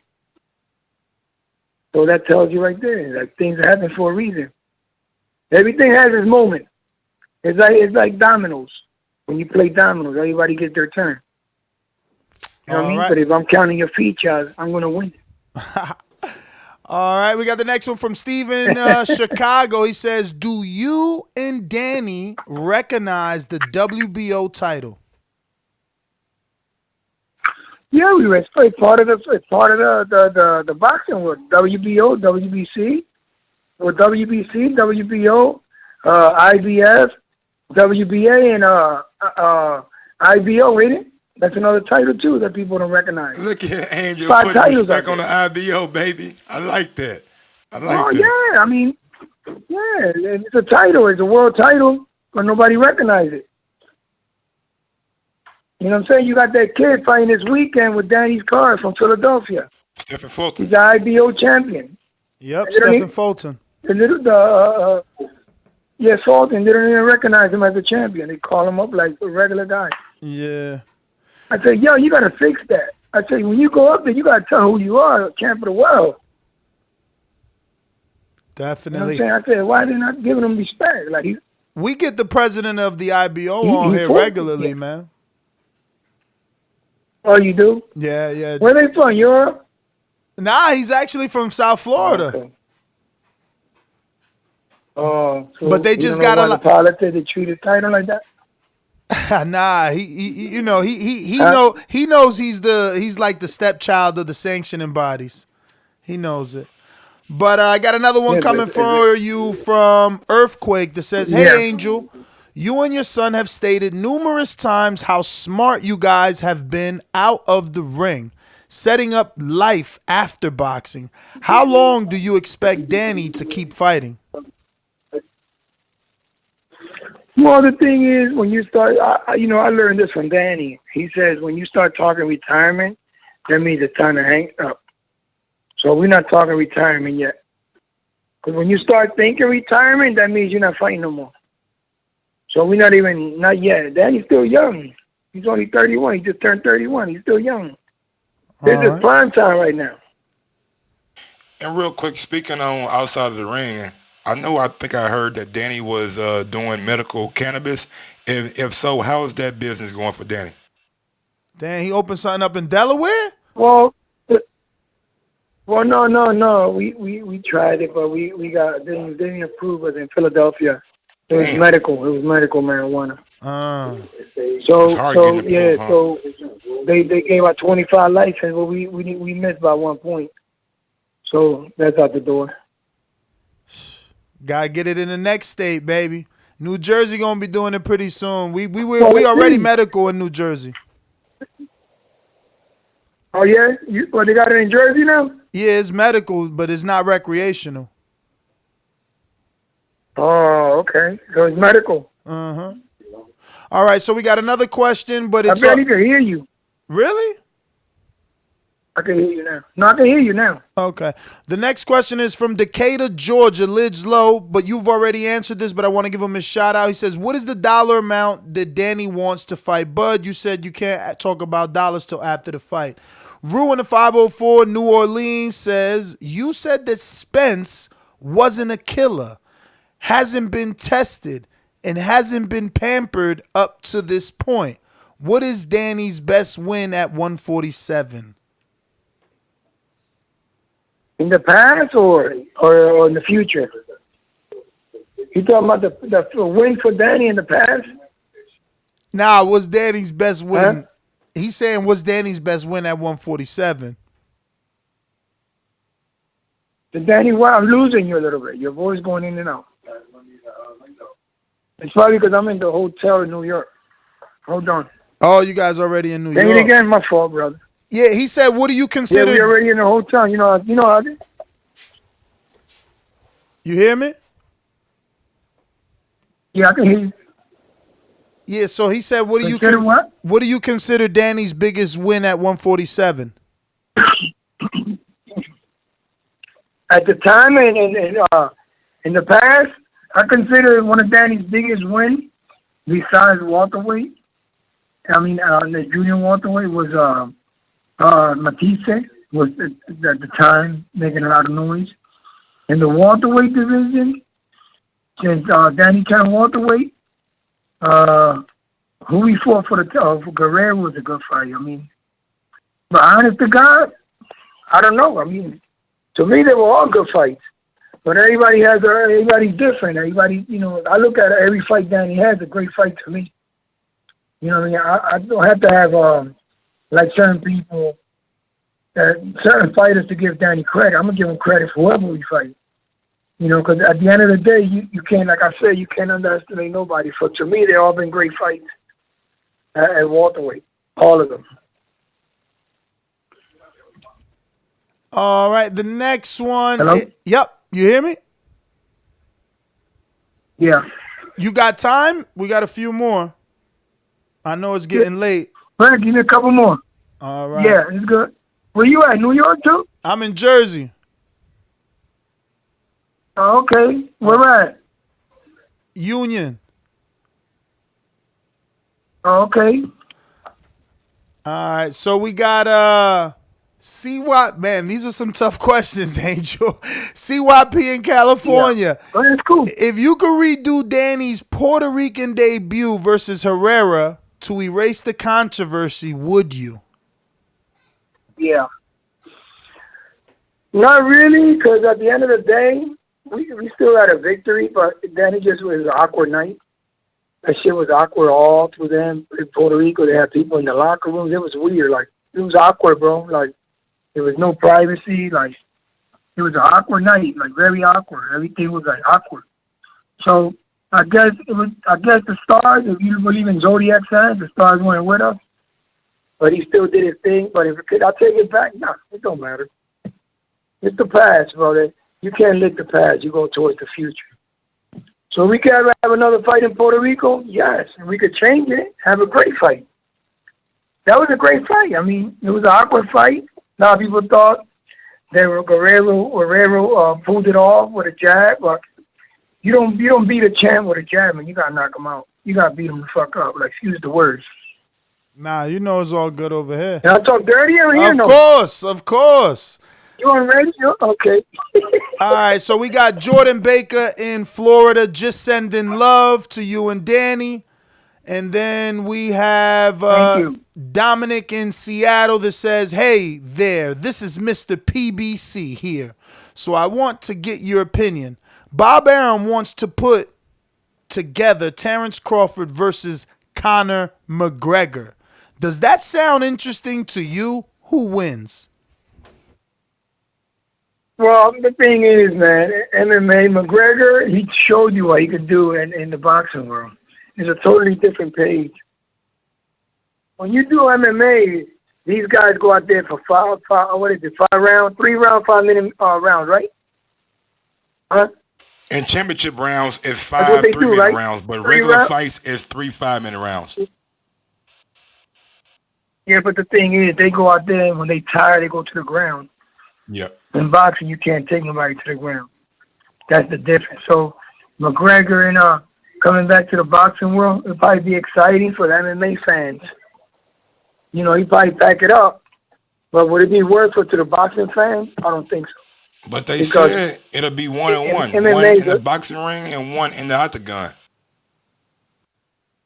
Yeah, but if you go in the octagon, you never did it before, they're going to tear your ass up.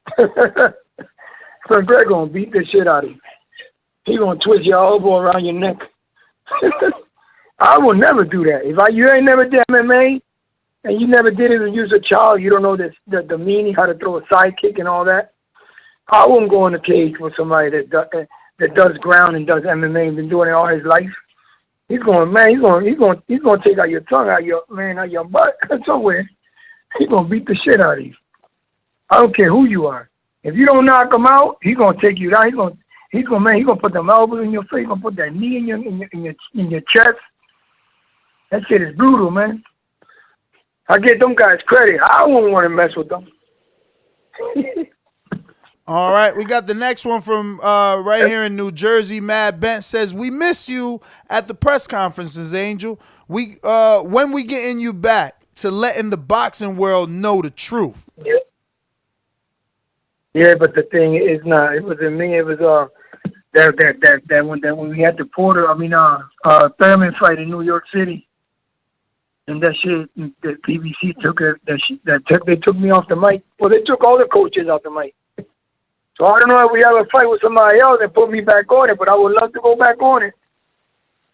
Hey, listen, that's what sells, brother. People want to see, like, when you're ready to go and fight with somebody or you're ready to box somebody, it's not about lovey-dovey. I can't love you. I got to hate you.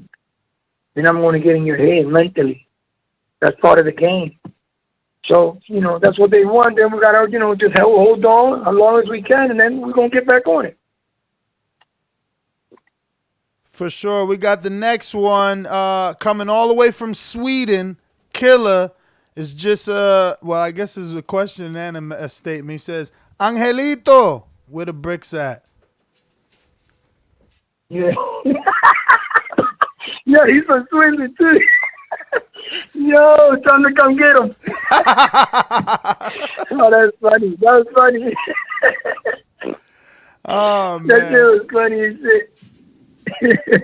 All right, we got one more. Cisco Promotion says, do you believe Danny will get the knockout victory Saturday night? If so, in what round?